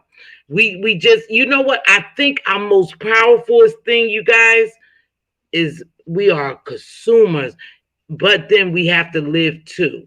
And we know we don't know much. And they're gonna make sure that we don't become the Black Wall Street again, because then we don't have no control of it. But some way, y'all, we have to say, look, you see us, we coming from here. And this we gotta say we have to eventually say enough is enough. But how do we? Okay, but like I said, go ahead. The thing is, like, I think for me, I gotta get the anger out of me first. Right now, I'm angry. Do that. I gotta sit. Sometimes you gotta sit and regroup. Sometimes you gotta sit by yourself to regroup. Sometimes we gotta turn the internet off. You gotta turn the television off. You gotta sit in silence. Some of we're gonna have to do it. Some of us are gonna have to do that. I can't get even though you can garner knowledge from others, but there are moments we have to sit in silence to regroup. Miss Kwani, let me ask you something. When we talk about regrouping, Miss Andrea brought to our attention that we have these platforms, and I'm gonna go here. So what we gotta use our platforms, right, Miss Kwani, to reach these people? Mm-hmm. So just give us, like, because I know you've been here for a while, and I know you're deep, Miss Kwani. You're deep. Yeah, I can also be an idiot too. You know that, right? Huh? I could be a darn fool too sometimes. Hold on, Miss Kwani. I know that, my love. But you know what? I respect you because you respect me. So now we have these platforms. How do we reach our people? Just being yourself, being your authentic self. Yeah, but Miss whatever you have to give, just give. Go ahead, Andrea. Sometimes you just can't think about it. Just go live and do you. But okay, Miss Andrea, go ahead. Mz.Teavalocity, I'm always sending her notes to ask questions. I know. And I love that you went that way, Mz.Teavalocity, because that's something, because I've been in Miss Quantum bushes for a while. Sometimes I'm like, is this the same person? Because she has such a powerful voice and people listen to her. And she attracts people to her. Like, it was one live where I was kind of hyped. I was like, listen to this. And then a very nice live, Miss Kwani. I was like, what the hell going on? What happened? I was just like, that's Kwani. Because went and made her mad.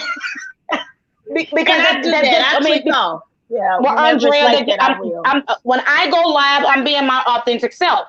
True. I'm being me. If somebody pisses my groove, if I can't sleep, you're not gonna sleep. I'm just being me.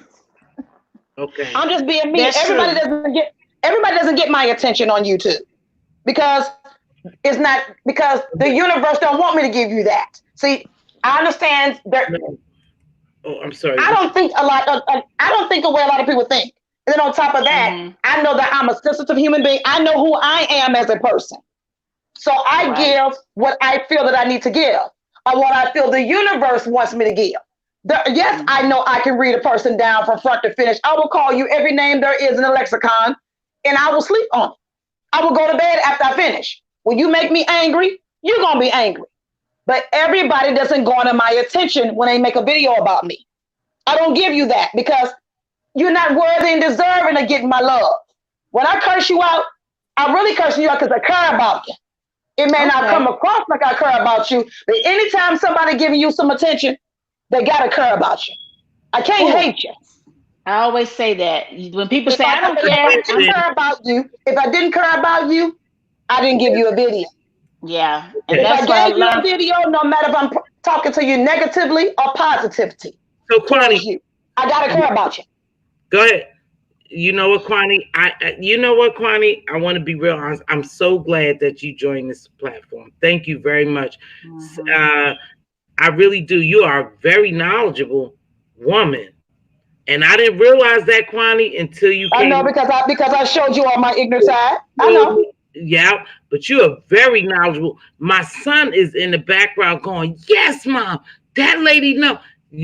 So that was my son in the background. Go ahead, Reed the Heart of Philadelphia. Thank you for joining my platform, as well as Andrea.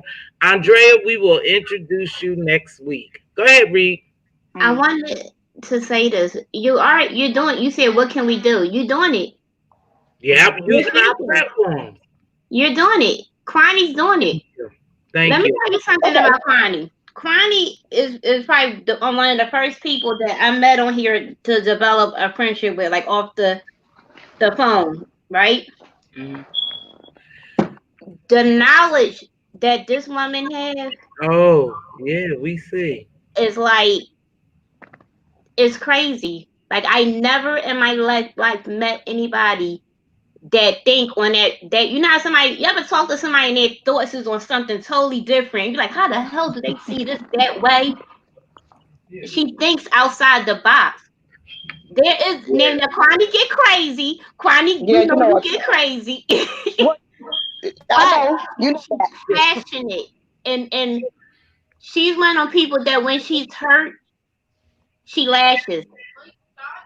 That's what we all do, right? Yeah, we all exactly. We all do it. We all do it. But if you listen to the things that she say, it makes sense.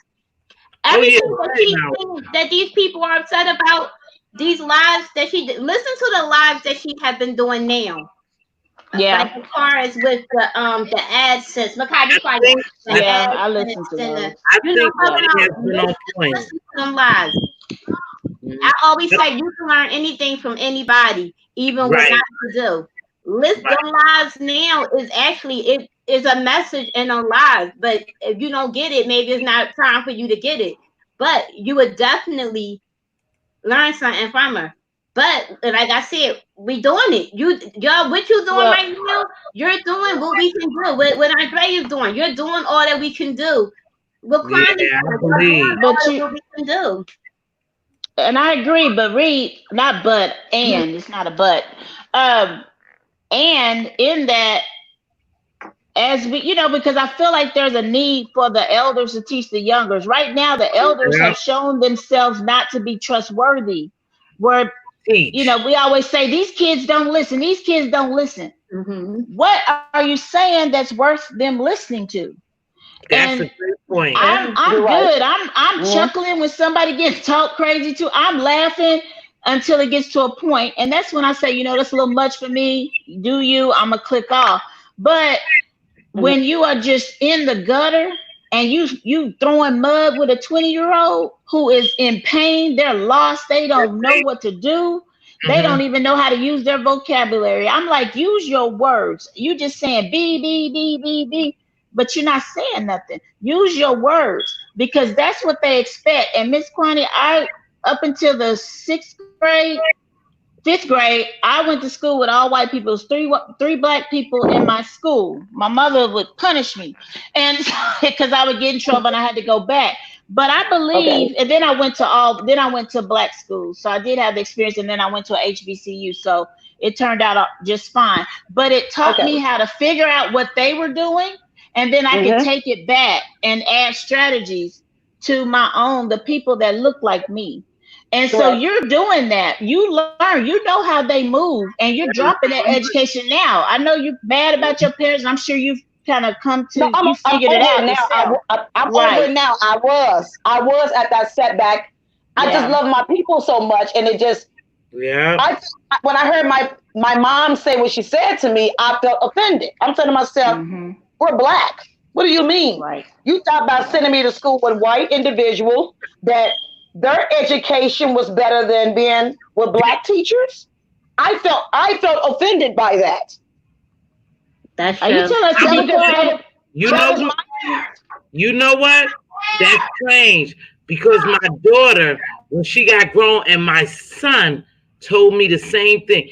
They say you did more. Now, listen, I'm thinking as a mother that I'm taking my children and putting them in this environment so they could learn, and they could learn in this environment, and they could be this type of adult. My kids said that was the worst thing I ever did to them. I said, really? I said, I thought as a mother, me and dad thought we were doing the best thing for y'all. We lived in those white states. And I was so excited to give them the opportunity because we came from a different environment. So we were military. So we were so excited. They said that's the worst thing I could ever do to them.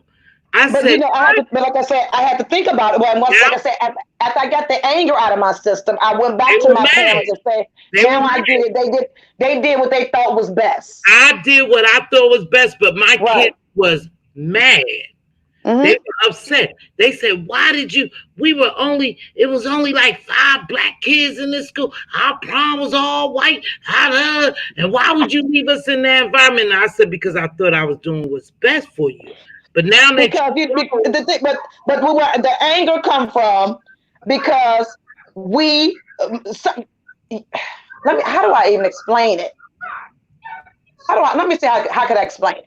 The anger for me, I can explain my anger. The anger for me was I love black people so much, and what I saw was my parents were saying whites were better than black.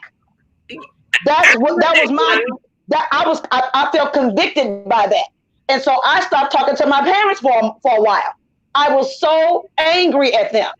You thinking that they're better than us, and our ancestors been through slavery, and it was just a crap. I mean, honey, I was so pissed. I was crying. You think they better than us, and they killed our people. They brought us here as slaves. I mean, I was.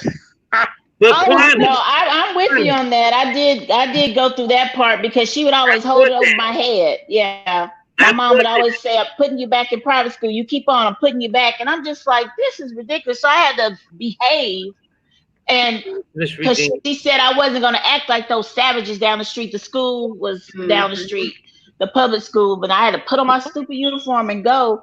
And then now I can appreciate her thought process of it. But I struggle, and I felt so out of place when I went to. It was like I was in a whole different world. You know what? I didn't feel out of place. Let me tell you how I felt. I felt, let me say this.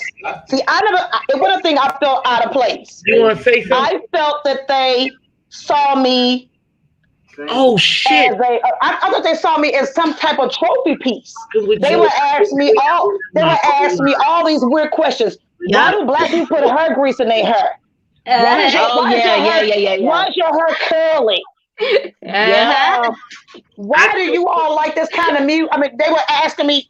I was like, what the hell is going on? And then by me being smart and also being a jock, a so-called jock, they couldn't call me the N-word because the person who was over I was a dancer. I was a dancer and I did gymnastics. So by me being popular, they could. Yeah. How do I even explain it? Yeah. I felt like the N-word, even though they never called me the N-word. I guess it was psychological for me. Yeah. And I felt they only cared about me is because I was thin, I was popular, and I was a Negro. You right, Kwani. Like a pet. It did some psychological warfare on me. Yep. You was the showpiece for them. Yeah, yes. I was what you would consider like the in-house Negro. Yeah. Like a pet. But I know who I felt. Yeah, you're right. Like a pet. Yeah, like a pet. I was the prized possession. Yeah. I was a show pony. Yeah. And it builds a complex too. It does. Yeah, it did something to me. And I started feeling bad about the other black people that went to my school as well because they looked like me and they were not treated like I was treated. So I felt bad for them too. It just did something to me. It really did. And how many times even though I was treated well and others weren't. Okay. But how many times were you told don't go out there acting a fool in front of white people? Yeah, I was never told that. Well, see, I was more of a nerd, so I was never. My family never told me that. I was quiet, even though I'm boisterous now. In school, I was more kind of laid back. I was more chill. I never got in trouble. My siblings always got in trouble. I was a homebody. I was what you probably would consider a nerd. I didn't run the streets. I didn't do the things that normal teenagers would probably normally do. I would go out to the movies and those type of things, but if my parents said be in at a certain time, I was there. I was more what you consider like a goody two-shoe in my parents' eyes. I didn't get in trouble. You know what's crazy though, Connie? Because I listen to you talk. A lot of times, like when like I know, like my best friend, she we always tease her. I always say she got like an inner white person in her because she's totally opposite from me. But what I learned is that a lot of times when like our parents and stuff do stuff like that to us, it stems back to some stuff that they wanted. They wanted their opportunity, and that's when I think family secrets and stuff come out. And then you just get that one favorite aunt, and then they start telling everything, and then you know why it's like our parents trying to live through us. Yes, but they couldn't do because I never understood nothing with my grandfather's side of family. Like they were like real uppity, but I always found it curious. I was curious to why they treated the light skinned members different from the dark skin. And and this is my great grandmother. Right. And I had an aunt that ended up talking about mama. Well, let me ask y'all something. I just want to because we had a couple of updates on that, and and I appreciate it. And we kind of digress, but that's okay because it's about that because this is an open platform. So when you, as a Black mother, and you have sons, and when you see all this is taking place, how do you feel? Go ahead, read the Heart of Philadelphia, because you were saying. I don't know. See, this is the thing with my kids. Malik he's 18. He homeschooled. He did homeschool for 2 years, right? He's a homebody. So hold on, Queen. He doesn't even know how to react if the cops was to pull him over, or you know what I'm saying? He doesn't know. Makai, he's autistic. He reacts to things differently than than the average person would. He don't know how to react. So I'm more scared of how they will respond. And as much as you try to teach a person or what to do, if a cop do this to you, you know what I mean, with this going on, you never know what you remember it until it happened. And we freak of nature. Just period. So he understands. Malik is like real, diverse, like far as everything that's going on or whatever. But he's angry. He's even angry.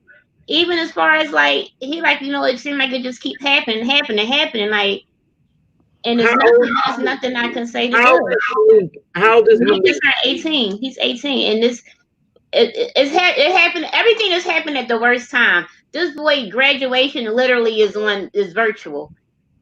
Yeah. He can't even walk across a stage because the corona, for one, and this was going to be his last year.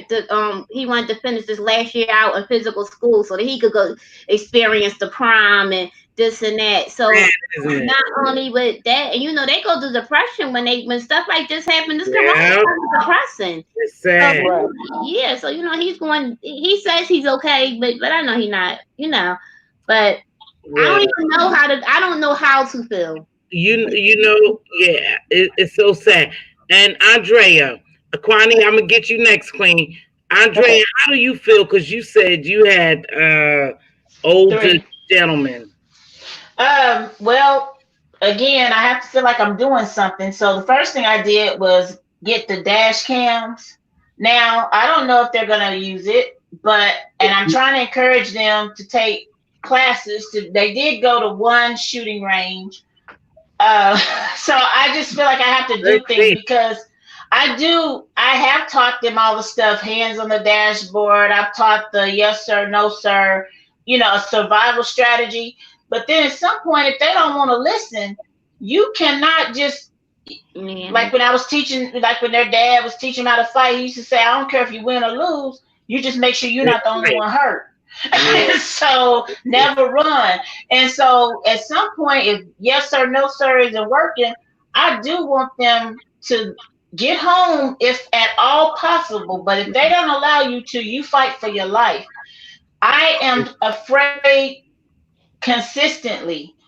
If I hear something, if I hear something, I have to do a check. They know that they got to call and check in. It gets, when they were away at college in another state, it was so scary to me. So, and I still have a baby. He's not a baby. He's 17. Well, he's a baby. He hates when I say that. And I get very nervous, and he just hates when this stuff happens because he just says, oh, here you go. And I'm sorry. I don't want him afraid, but I want a review. So but you do want them afraid. So you want to be cautious. Kwani. Good point. Kwani, what do you think? Your kids are grown. You already told us how. But if your children was younger at this point in time, what do you think, Kwani? Well, I'm still afraid, even though they're adults. Even when my husband goes out of here, when he goes to work, when he goes to visit family, and I'm not around, I'm afraid as well. But even when you give them all these values and the knowledge, we don't know what we've instilled in them until something arises. Absolutely, absolutely. That's crazy. You can be the most prepared person ever. You don't know what you're able to do until it happens. And I'm just being honest about that. You're 100% right. And yes, I get afraid. Even in my own house, I get afraid. They're coming up in houses killing us now. They're sad. coming about in our homes murdering us. Yeah, this is crazy, man. It's like history repeating itself, right? Yeah, Dolly, I mean, We never got out of history. That's why. Yes. We're still there. Dolly, welcome to the stage. that's true. Hi, everyone. Hello. Hey, Hello. Dolly. Hey. This is deep, y'all. This is deep. It's scary, and I know Kwani and Andrea and Reed. Go ahead, Dolly, what you have to say. But this is some serious stuff because it's scary. Because this is really just the beginning of it. Yeah. I agree. Go ahead, Dolly. I'm on the other spectrum of the pole. If you guys have boys, I'm raising a little girl. Well, she's not little no more, but I'm raising a girl. And I know it's like different, but it's scary for me still because she's used to she's desensitized now. Like all the stuff on the violence on TV now. It's like everyday life for them.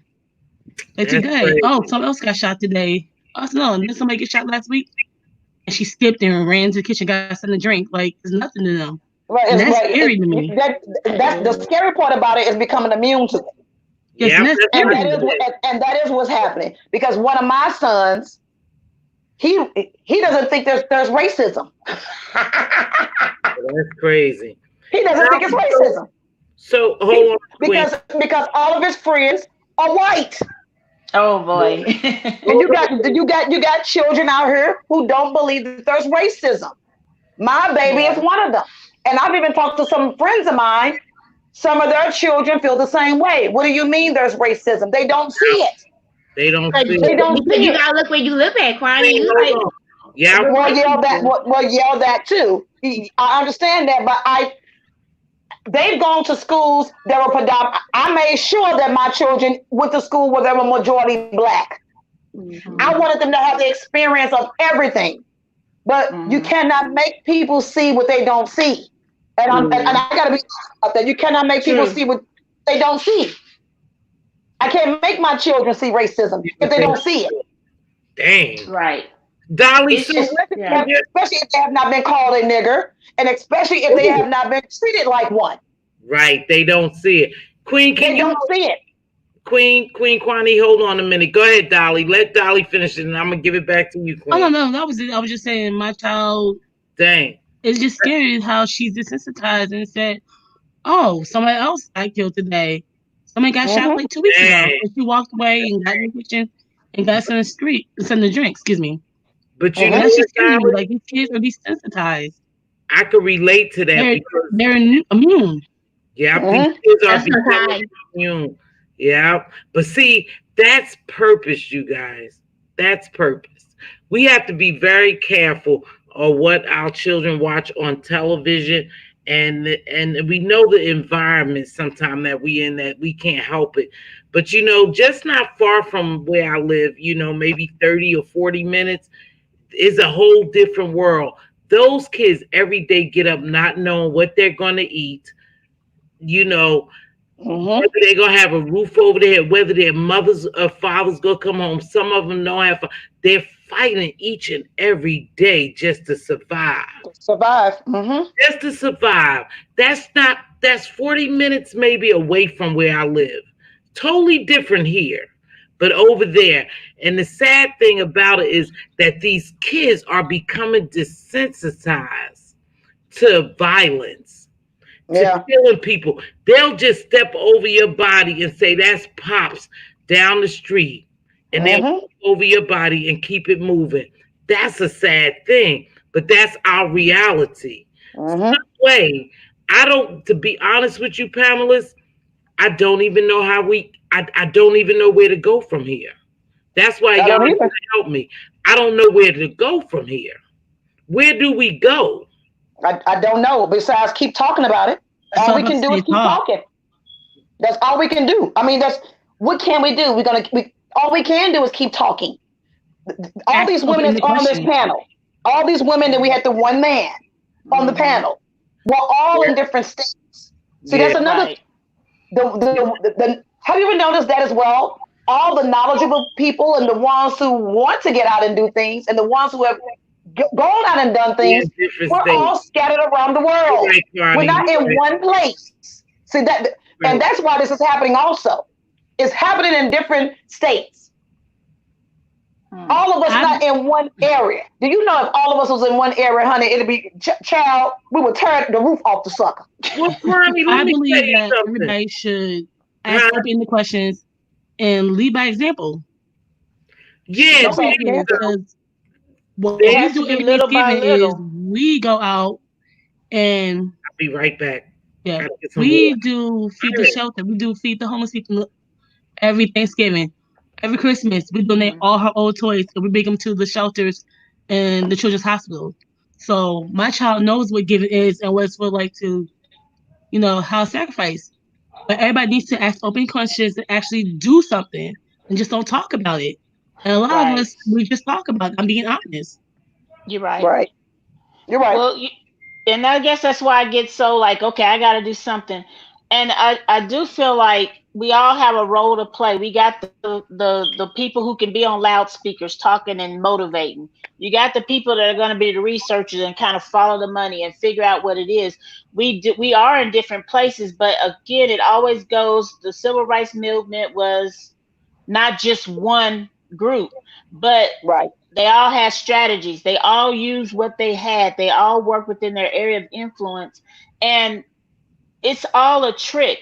Sometimes I feel like, because I'll listen and I'll back a little bit, I'm backing up a little bit to where the economics is where I really feel like how we can really get back is economically. And I can't control what 100 people do, but I do know what this one's going to do. And I can do. Yeah, I can nag. Like I said, I got one that got to look fly all the time. And it's on him. He the one who also didn't want his dash cam. But that's his choice, and my prayers go for him all the time, all of them. But I do know what is my area of influence. And I see certain people, they don't sit on, okay, of course we're on this B set. I didn't really want to talk a whole bunch about that, but I just want to use an example because it happens offline too. The first thing when we insult our looks and we insult what we have. And so we're feeding into what the messages that we are. And so us as parents, aunts, uncles, older cousins, we can start to give our children who are coming, the next generation or the generation after that, be that person that's going to kind of teach, teach them, because once you believe a lie about yourself, it's so hard to get the truth through that, because you'll have that paradigm that I'm not good enough, I'm poor, I gotta go get help from the state and I have to hide from it. Please go get help from the state, because I need my taxes to go to somebody that looks like me. So please go get your help. I don't have a problem with people getting it. And that's why when I hear people say, oh, they're on this and they're on that, I'm like, good. And that's what we have to think about it. You are not less than me because you make less, because it was a time when I made what you made. And because I can make more now, I can help your children. Because when I did go to public school, somebody paid taxes for me to go. And we just got to kind of increase a collective self-esteem. It's not going to happen at once. It's going to happen person by person by person. And that's true. Everybody has a strategy. And I've heard Kwani's strategy. I'm hearing Mz.Teavalocity. And I learned from everybody on here. Like I said, when it get too crazy, I gotta soothe myself and I will click off. But I'm always listening for the message. I always listen for the message. Like, man, that makes sense. Yeah. So be willing to listen. Be willing to listen. And that's what I really hope we all start to do. Go ahead. Knowing that, like I said earlier today in another chat, please vote. Vote. We have to, you guys. You have to vote. The wall. Our backs are not just for the high tickets. And when you vote, make sure you actually learn about the candidates. The politician. Because there's a lot of amazing candidates on the lower tickets you don't know nothing about. Yeah, we don't. We will not show them. We don't. Go ahead, Miss Kwani. I don't really have anything else to say. Everything was that you all have said and I've said is wonderful. Like I said, I'm just angry. And like I said, I just believe in regrouping. And sometimes you gotta sit in silence to regroup. For me, I know I have to sit in silence to regroup. Yeah, that's what I did before Mz.Teavalocity came on. I was like sitting in silence. I got to clear my energy. I do. So I You do know what? understand. I had to myself, you guys. Sometimes I have to do it because it's so important. We as powerful Black women, and I told you I focus on my community at some time and what I am, because that's who I am, a Black woman. We have to offer more. We have to offer more on our platform. We're going to lose some people along the way, but we got to keep promoting that, because if we don't get together as women, and you know women are powerful, women control men. Women hold men up.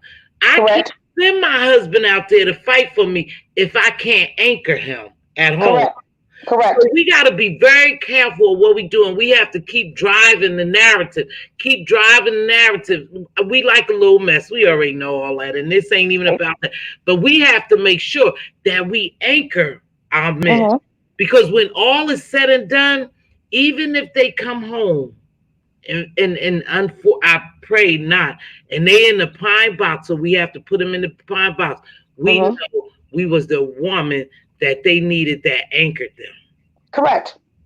So we have to use our platforms for a positive, a little mess, I see. But you guys, we got to get ready to lock this thing down. We don't have any time. We're fighting for our lives. They done back us in the corner. We have to get ready to connect this thing out. We already know Kwani and Captivated Christian is going on the front line.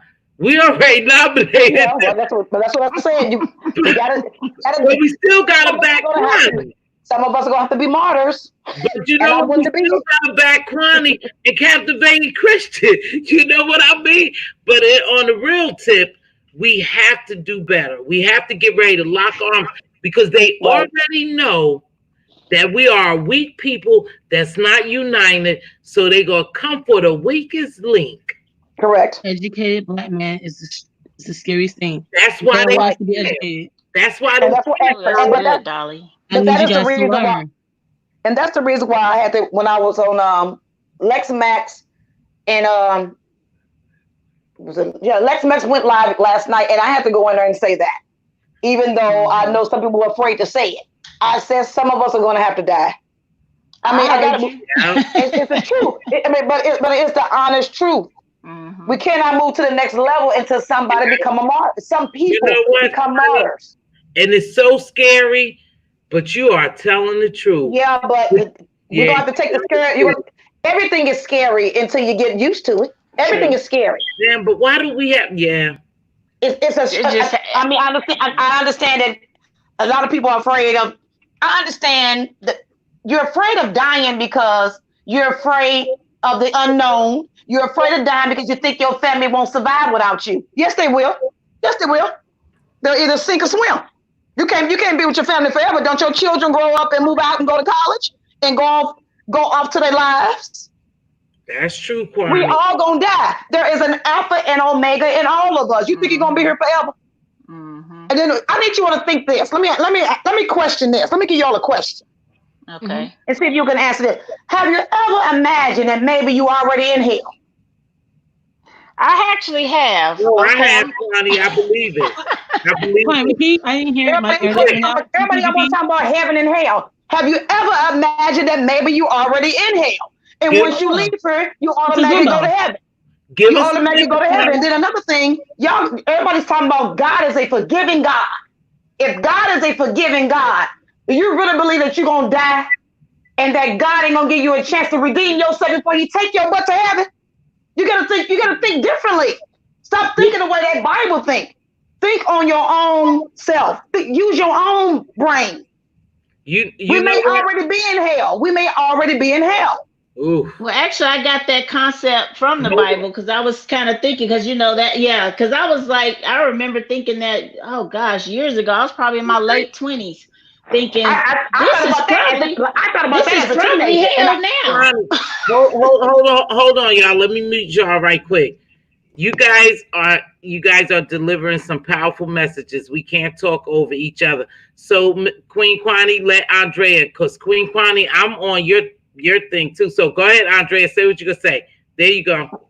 Yeah, and I'm gonna wrap up too because I do want to listen more too. No, But yeah, I do. I have had that thought me for too. years. I just did never really said it out loud. I'm like, I think we already in Yeah, hell. me It's too. just a big trip. I said, I- but yeah, we're in hell already. But I definitely enjoy everything that was talked about. Believe it or not, I'm a note taker. I kind of took notes and ideas and drew diagrams because I have to make sure that I spread what I've heard on, and not judge a person for their opinion. See if it applies, and that's just. I just really appreciate you opening up this live for us, Mz.Teavalocity. I do feel very encouraged by the things that I've heard today, and it was necessary. I really do appreciate you, Kwani, Dolly, Lady T, Captivating Christian, Reed. Thank you Thank very you. much for this evening. Thank you. Thank you. Thank you. I appreciate you as well. Well, Kwani, hold on. Don't leave, because Kwani, it's strange that you say that, because I often think, and I try to interpret the scripture as I know it to be. I often think that we are already in hell. I do sometimes. Also, and another thing I want to say about that as well, we would get all of us are black. Have you ever thought that maybe this is the way I think? I was supposed to be here. What I'm getting is what I'm supposed to be getting. Is knowledge. Is knowledge. You know? If there is a reincarnation, I want to come back as a black man. And I'm being honest with you on that. I've always said if reincarnation does exist, I want to come back black again, but this time as a male. Okay.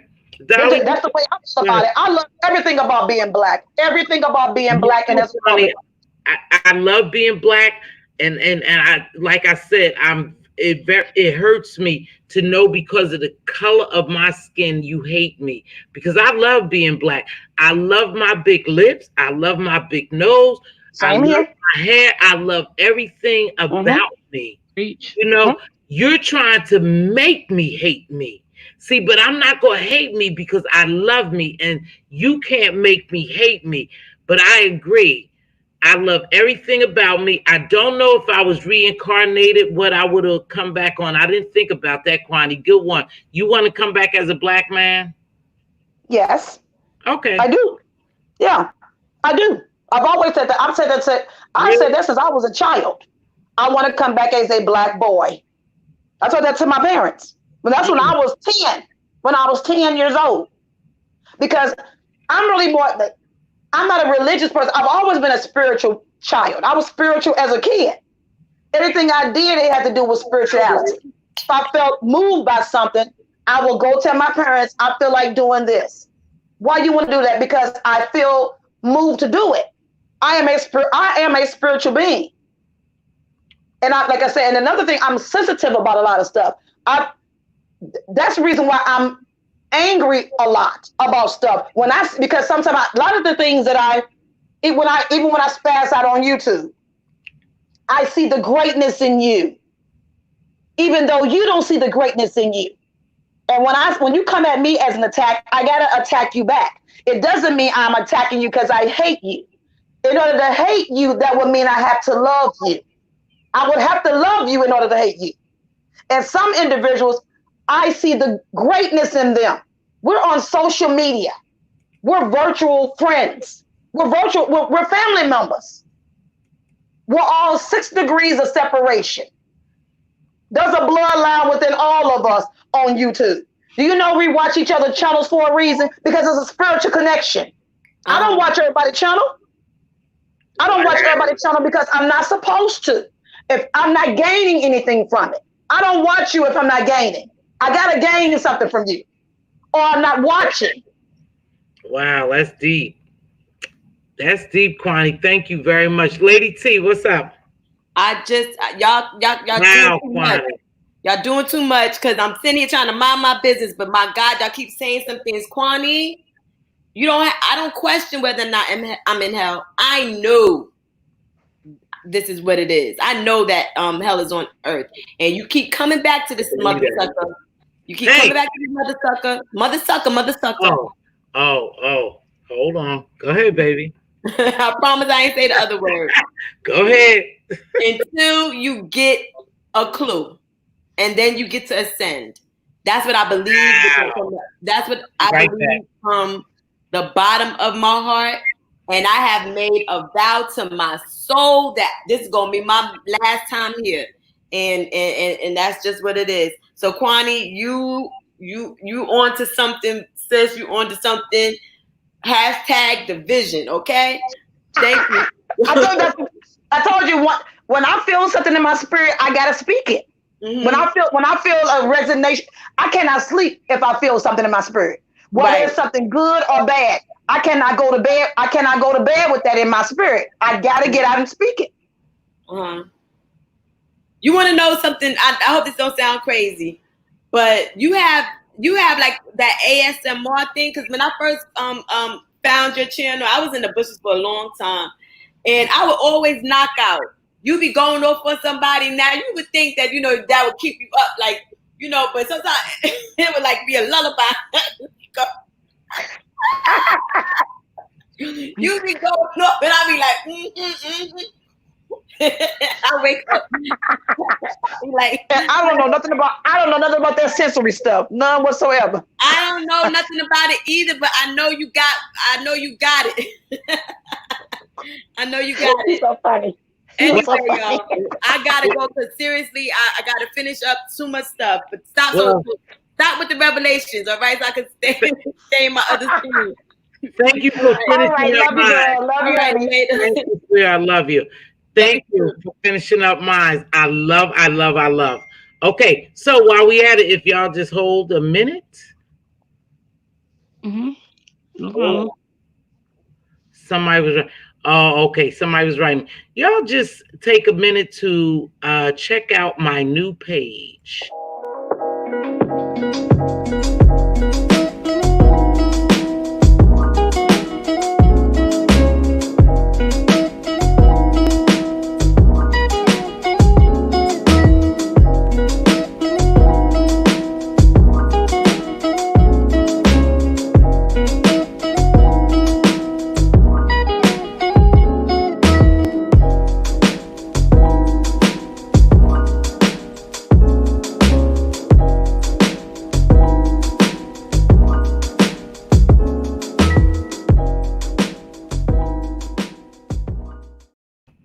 And that was done by Lady T. The lady. Okay, Lady T, I see you. I see that she did my logo as well. Kwani, Dolly. Yes, ma'am. Hold on, we're going anyway. Kwani, I really appreciate you. You will definitely be on the next channel, and I'll get to you behind the scenes. I appreciate all the knowledge you dropped and for joining me tonight. You took me by surprise. I just want you to know that you took me by surprise. I saw the knowledge. I keep hearing you say the vision, but I just want you to know you took me by surprise. I super duper appreciate you being here, Kwani. Yes. Thank you for letting me come on. Calling you to battle. Huh? I said she has that type of spirit that I want to follow her to battle. Wow. She did the wow factor on me today. I'm a very honest person. I'm an independent thinker, an independent content creator. What I believe is what I believe, and I stand 10 toes down. You took me by surprise tonight, a real wow factor. And I appreciate you being on here, and I look forward to you hopefully supporting me and moving over on my next channel as well for some discussions and panels. Okay. Now, let's go. We're not finished. No.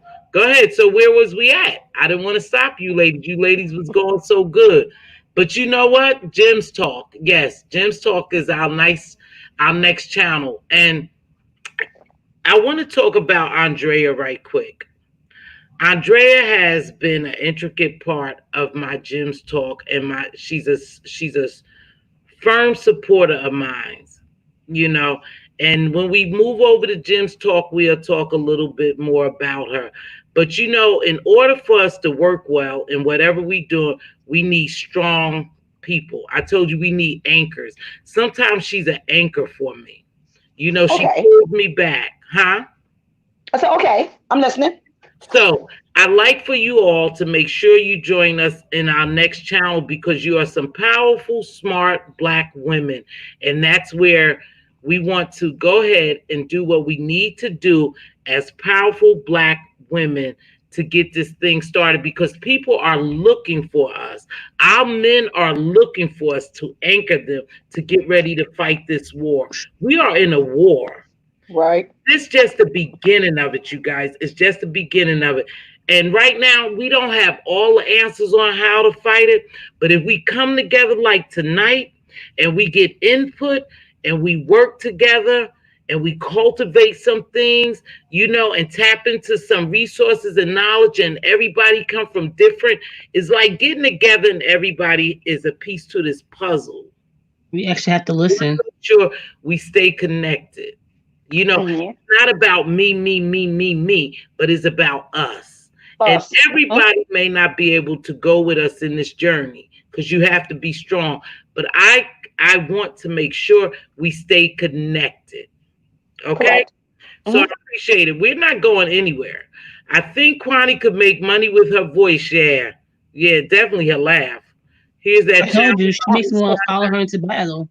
But so, you know what? It's strange that Kwani and you all talked about that. Oh, fight the power. Go ahead, Reed. But we said that, Kwani, because we are public enemy number one. You do know that, right?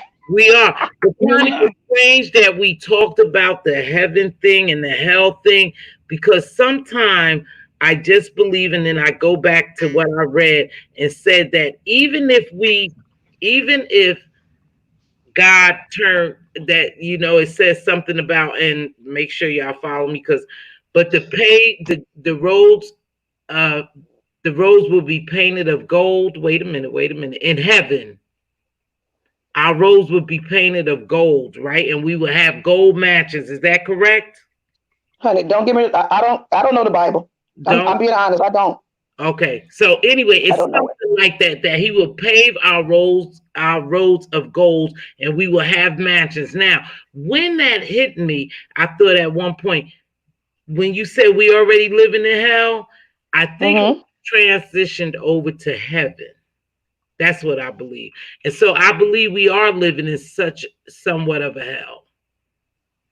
First of all, we have a double, because it's a, I would consider that because we're Black and all the stuff happening with Black people.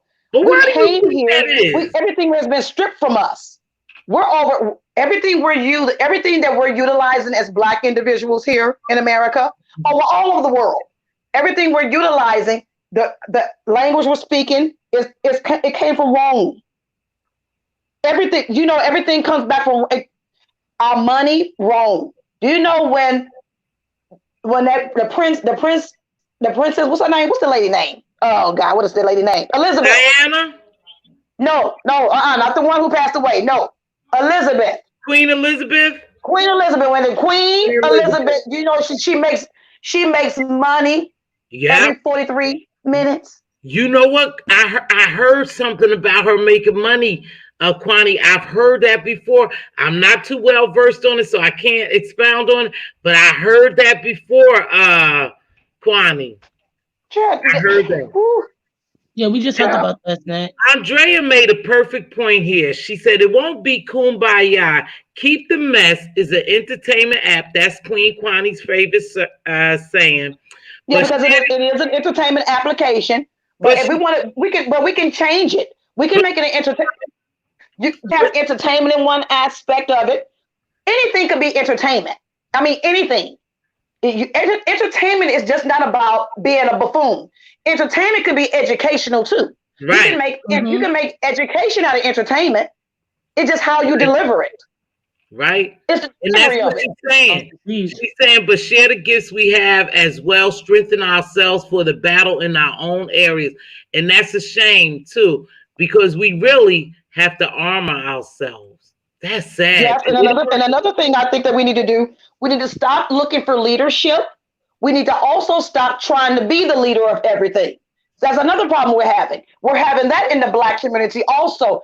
Everybody want to be a leader until it's time to really lead. Yeah. Haven't y'all noticed that on YouTube? Amen. I want to be the king. I want to be the queen of what? The king and queen of what? Yeah. When you're not what are you garnering? What are you gaining? What are you giving us besides drama?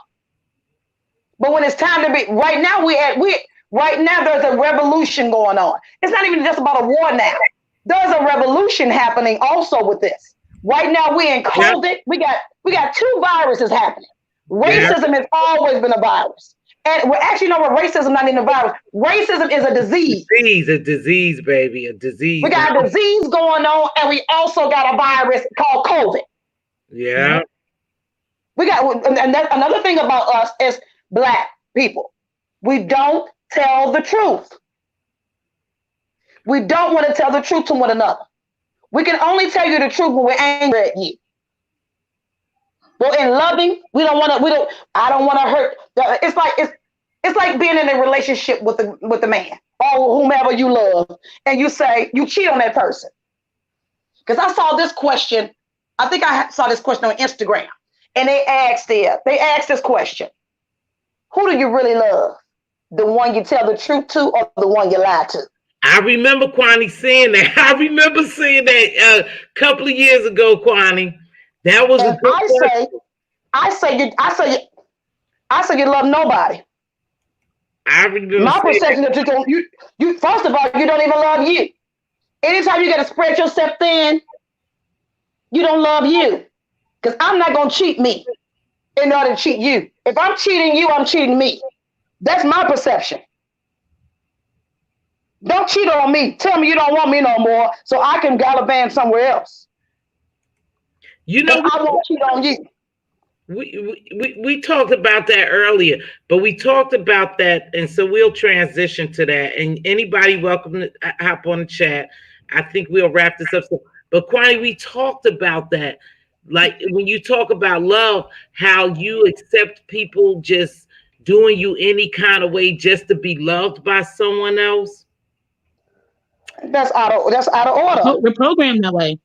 Yeah, but it's out of order. But it's out of order. You don't allow nobody to mistreat you. But you know what, Kwani? You kind of do. You kind of. I'm saying. Wait, hold on, y'all. I'm saying I don't. But you know that thing, because we was talking about relationships, and you were saying, do you lie to the person you love? But if we continue to allow people to address and do us a certain way every day, we are giving them permission. I talked about that on my live earlier. Do you believe we're giving you permission to treat us that way? You are giving you show people how to treat you. You show them how to treat you. If I tell you I don't like you calling me the B word, but you keep calling me the B word and I stay, that means I'm allowing you to treat me that way. I'm not going to take abuse from anyone. I don't do abuse. I'm not taking abuse off of my own people, and I'm not taking abuse from anyone else. You would not mistreat me and expect for me to stay with you or work for your company or work with you. I will not break bread with anybody who dishonors me. Because when you dishonor me, that means I dishonor me. I'm not going to let you dishonor me. Dolly, I don't do abuse. Oh. Go ahead. I'm sorry. Go ahead, Kwani. Go ahead, Kwani. Finish up. No, you was asking the question. Go ahead. No, go ahead, Dolly. What do you think about that? When the respect thing, like, because love is deep, and we just talking, and the reason why we transition to this. Go ahead, Dolly. I was saying that's how we were programmed. Why you think that's how we was programmed? That goes back to back when we were slaves. We was. If you think about it, I'm sorry, my internet's breaking up. To make it clear, are you saying we was programmed to we was programmed to allow people to mistreat us? Back when we were slaves. But you know you can change that, because respect is not given, respect is earned. Thank you. You must earn my respect. I don't walk around disrespecting people. Now I will not my internet is horrible. Everybody I don't respect. I don't respect everybody that I meet in this life, because it has to be earned. Respect is a little different than, respect and treatment are two different things. What makes them different? Because when you respect people, you respect. To me, this is my definition of it. When I respect you, I respect what's coming out of your mouth. I respect you because you're honorable. I can learn from you. I know that you can be trusted. Walking the streets of life, going into a grocery store, I don't respect my cashier. I don't know her or him. I'm just there. We're doing customer service transactions with one another. It doesn't mean I don't. That's not about a respect thing. I don't see it as a respect thing. I'm just not supposed to mistreat you. Right. Okay. But so do you agree? Like when and it's so important. It's so important, and I think I transitioned to this because it's just like dealing with these folk out here. These folk that we have to, get ready to fight. Now, every white folk ain't a bad folk, but we will talk about the bad ones. We have to respect each other in order to lock hands with each other. And I demand respect because I'm going to give respect, but I demand respect. But in order for us to move forward, we have to anchor ourselves some kind of way. I don't really consider that respect though. It's about treat me good. You don't have to respect me in order to treat me nice. Are you telling me every time you leave your home and you go get your car repaired, you respect your mechanic? No, you're treating him good or her good. Treatment and respect are two different things. I don't see them the same. I don't see them the same. Okay. You may see them the same. I don't see them the same. Respect and treatment are two different things. Okay. I treat you nicely because you're treating me nicely. Respecting you is something totally different. When I respect you, like you say, I've anchored into you. Right. I'm invested in you when I'm respecting you. Treating you good, I don't have to be invested in you to treat you good. Wow, Kwani. When I go and eat in my restaurant, I don't respect these people. I don't know them. I'm just treating them well because they treat me well. That has nothing to do with respect. I don't know them. Wow. Okay. You're my waitress. How do I respect my waitress when I don't even know her name? Who is she? Wow. Okay. I'm treating her nicely because she's giving me a service. And I'm giving her a tip for her service. That has nothing to do with respect. That's called treatment. Okay. Now that's my perception of life. That's okay. You remember, okay, over here, we respect our guests and my panelists and the host, and we agree to disagree, and that's what I do. So you're welcome to say it, Kwani. That's how you feel. That's a good point. I never thought about that, Kwani. See, people could make you see things differently.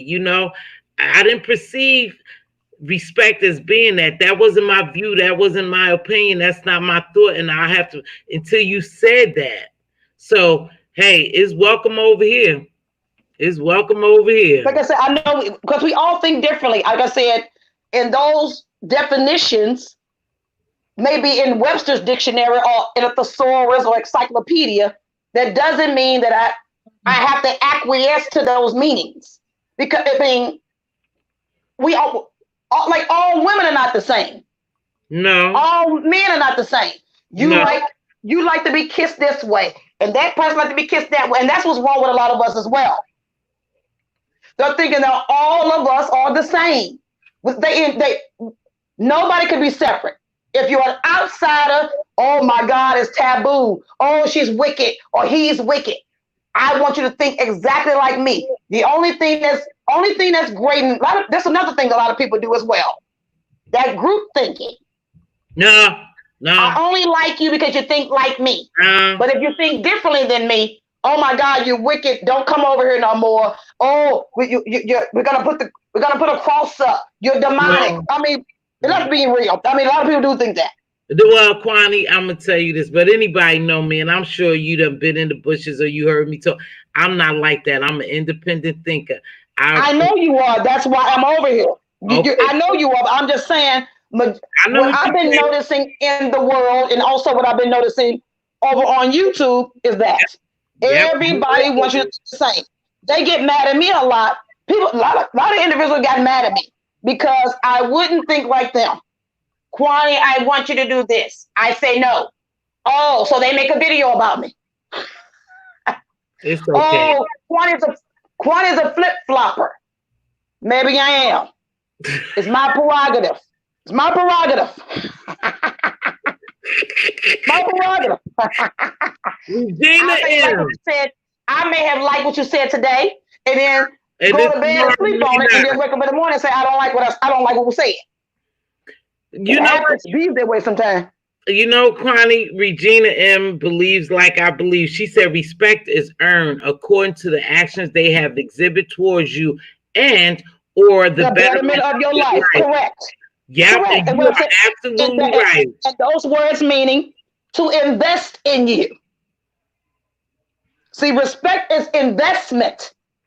Treating somebody kindly is not an investment. Because we should treat each other kindly in order to get what you deserve, what you need out of them. Not what you deserve out of them, but what you need out of them. See, when you respect somebody, you're getting what you deserve out of them. See, deserving and needing, two different things. Well, I must say, Kwani, you have taught me some things. I have been very observant. I really appreciate you coming over here tonight. I have enjoyed myself. I think at this point, you guys, I have thoroughly enjoyed myself. And still, I want you to be part. I want you to move over there with me because it's going to be something different over there. And I think you'll like it, Kwani. Okay. I think you'll like it. And we're going to go over to my new channel and should launch next week. Okay. And it's a beautiful thing. Like I said, I really enjoyed you. Kwani, I must say, you kind of shocked me tonight. But I'm not always a fool, honey. Kwani, I like the shock. I have thoroughly enjoyed you, Captivating Christian, Andrea, Dolly House came on the scene. We have people in the chat, Miss Regina engaged, a snack engaged. They kept us abreast of the situation, what's going on. I told you I made a slip up earlier and I said the fudge word because I told y'all I feel some kind of way and it's hard for me to deal with it. And that's how I get. I get so angry with what's going on that other girl comes out in me. You know, you sort of slip up tonight, and I was corrected by Andrea, and I forgive me, but I just get so enraged, so angry because I can't understand how people, I can't understand how people are treating us like this. For what reason? Why would you treat me just because the color of my skin? And I do believe in my heart and hearts is going to get worse. And what gives me more fear is I don't even know where I go from here to try to prevent it or how to fight it. And that's why we came on the platform tonight, so we could try to figure out what is really going on and how we deal with it. This is going to be an ongoing conversation. It will. We're enraged now. We're enraged now. And so it'll be an ongoing conversation, you guys. But we just need to think, where do we go from here? How do we link up together? Because like you say, you in one state, I'm in another state, Andre in another state, we all over the place. But still, our minds are so powerful and our minds create movement. If we come on here every day or every other day and we focus on what at hand and, you know, the next move, we'll be all right. We have to use this platform for positive, a little beef and mess. We got that. But we really need our voices to be heard. And we need to be very careful in how we move on here because they're watching us. Well, yes, that's true. You're right. They are. We have to be very careful on what we say and how we move. But we have to move. That's a fact. We got to move, you guys. We have no choice. Our back is against the wall. Yeah, that's true. So we want to know that. We want to know that. Quadi, do you have any group think is the best? Group think It's the beast. He oh, said group it's think a is the beast. it's I the was beast. like to say, baby, where you think that I got you is a beast. It's a beast. It is. It is. Good perspective. Okay, do you have anything to say, Miss Kwani, to wrap it up? Oh, wait, questions, please.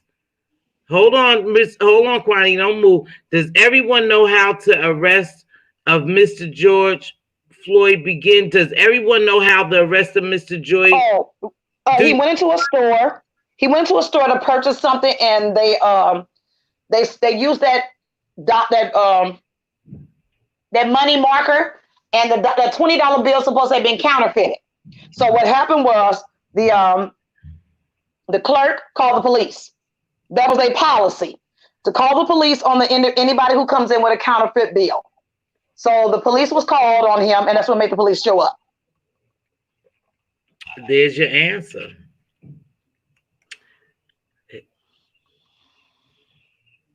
But like I said, we don't know if the bill was counterfeit. I don't know, because sometimes those counterfeit pens don't even work either.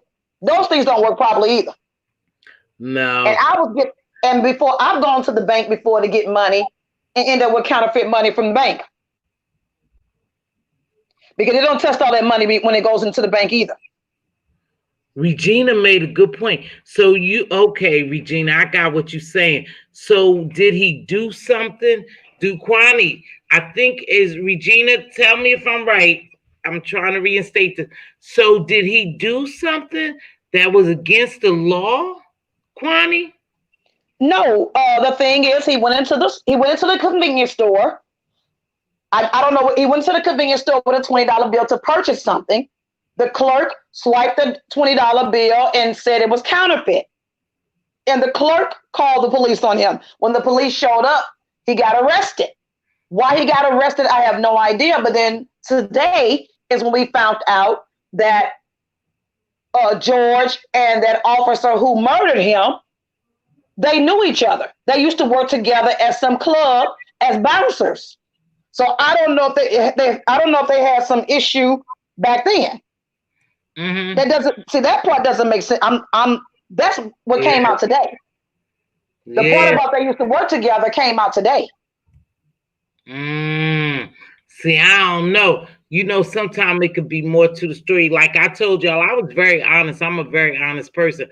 I didn't follow it because I try not to follow, because every time I see a black man or a black woman being treated like this and they die at the hands of the code blue, because that's what it is, the blue men, I have a real problem with it. It sickens me. It sickens me maybe because I feel as a person, I should protect that person. I should have been there to protect that person. It sounds kind of crazy. Okay, but you can't, but you have to watch it. You have to. That's another thing that we got going on here. Yeah. What you just said. I don't watch it. You need to watch it. You need to feel it. You need to feel you need it in your system. I'm telling you, you need it in your psyche. You cannot fight for something you don't know. I shouldn't have to tell you all what happened. Go and watch it for yourself. Go and watch it and feel the burn yourself. That what makes you get the passion. That will get your gears going. Not me telling you what happened. You go and seeing it for yourself. You have to see it for yourself. You're right about that. I am a stickler on that. I get messages all the time. I get emails. I get text messages. I get phone calls. Kwani, this is going on. This is what they're saying about you. I don't go live and just start making a video about something. No, I go watch it for myself, because your perception of the truth is not my perception of the truth. Your perception, you hear what I said? Your perception is your truth. Right. What my vision is not your vision. I say that all the time. My perception is my truth. Right. That's my truth. Your vision is not my vision. What I see, we can all sit in the theater together and watch the same movie. We're gonna all get a different conclusion. It doesn't make mine right, and it doesn't make yours wrong.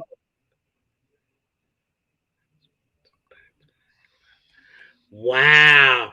Okay. I got you, Kwani. That's deep. But I always say my perspective, my view, and opinion is mine. That's It's exactly yours. what it is. You don't And have it to. doesn't mean that it doesn't mean that you're better than me, that you're right and All I'm right. wrong, or I'm right and you're wrong. You We're right. both right. We can both be right and we can both be wrong. It's like you and I argue. If you and I get into an argument right now, yours truth, my truth, and the real truth lies within. The three versions to the truth. Yours, mine, in the middle.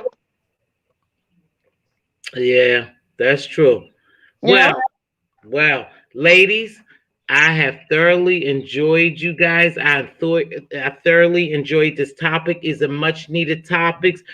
Like I tell you, a much needed topic. We will continue to go on. I'm sure next week we'll talk a little more about it. I just don't know. Kwani, you have shedded some light here tonight, as well as the chat, Nate and everyone else.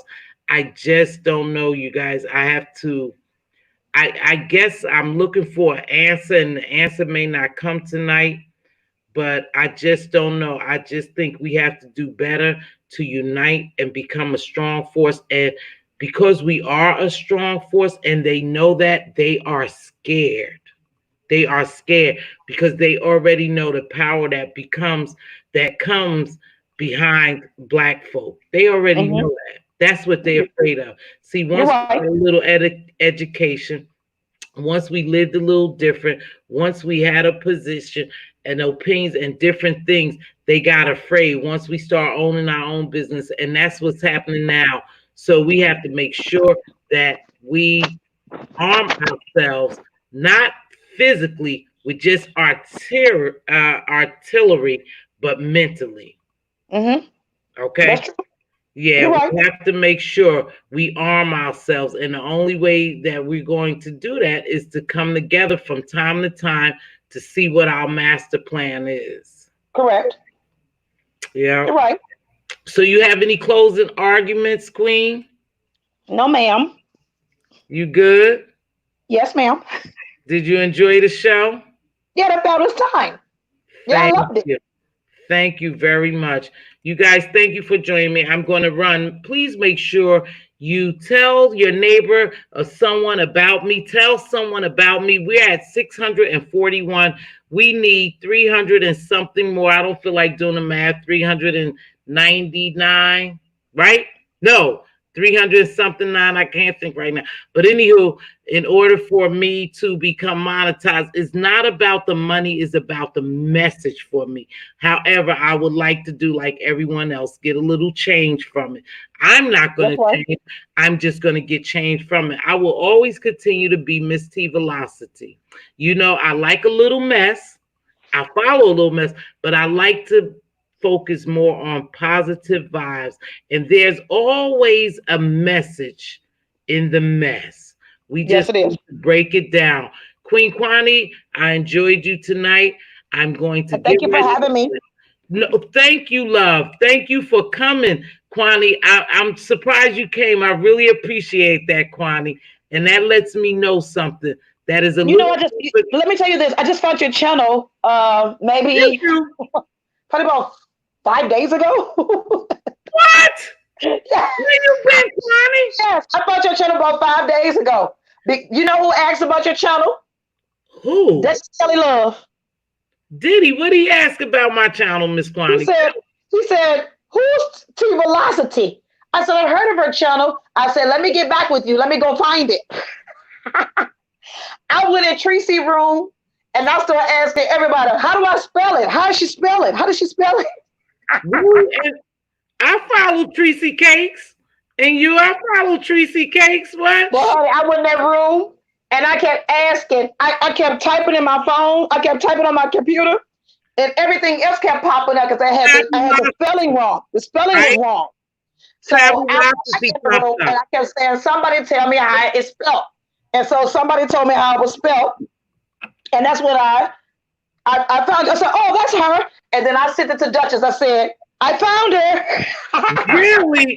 Thank you, Kwani. Yeah, because Travelocity pops up first. That Travelocity. Because all types of stuff was popping up, and I knew it wasn't you. Yeah. Well, thank you again. And I'm going to play my exit music, my intro, my exit music. All right, enjoy your night, and thank you. Thank you, sweetheart. Okay, and much love to you, honey. Much love to you too, Kwani. Thank you so much. If you see your king's crown tilted, straighten it up. If you see your queen's crown tilted, straighten it up. Speak life and wisdom into your princes and princesses. Make sure you be a blessing, not a bother. This has been a powerful night. If you didn't get something from it, you should have. You're missing it. You know, they say stay woke. You really need to. You guys, thank you very much. I appreciate it. And have a good night. Be blessed.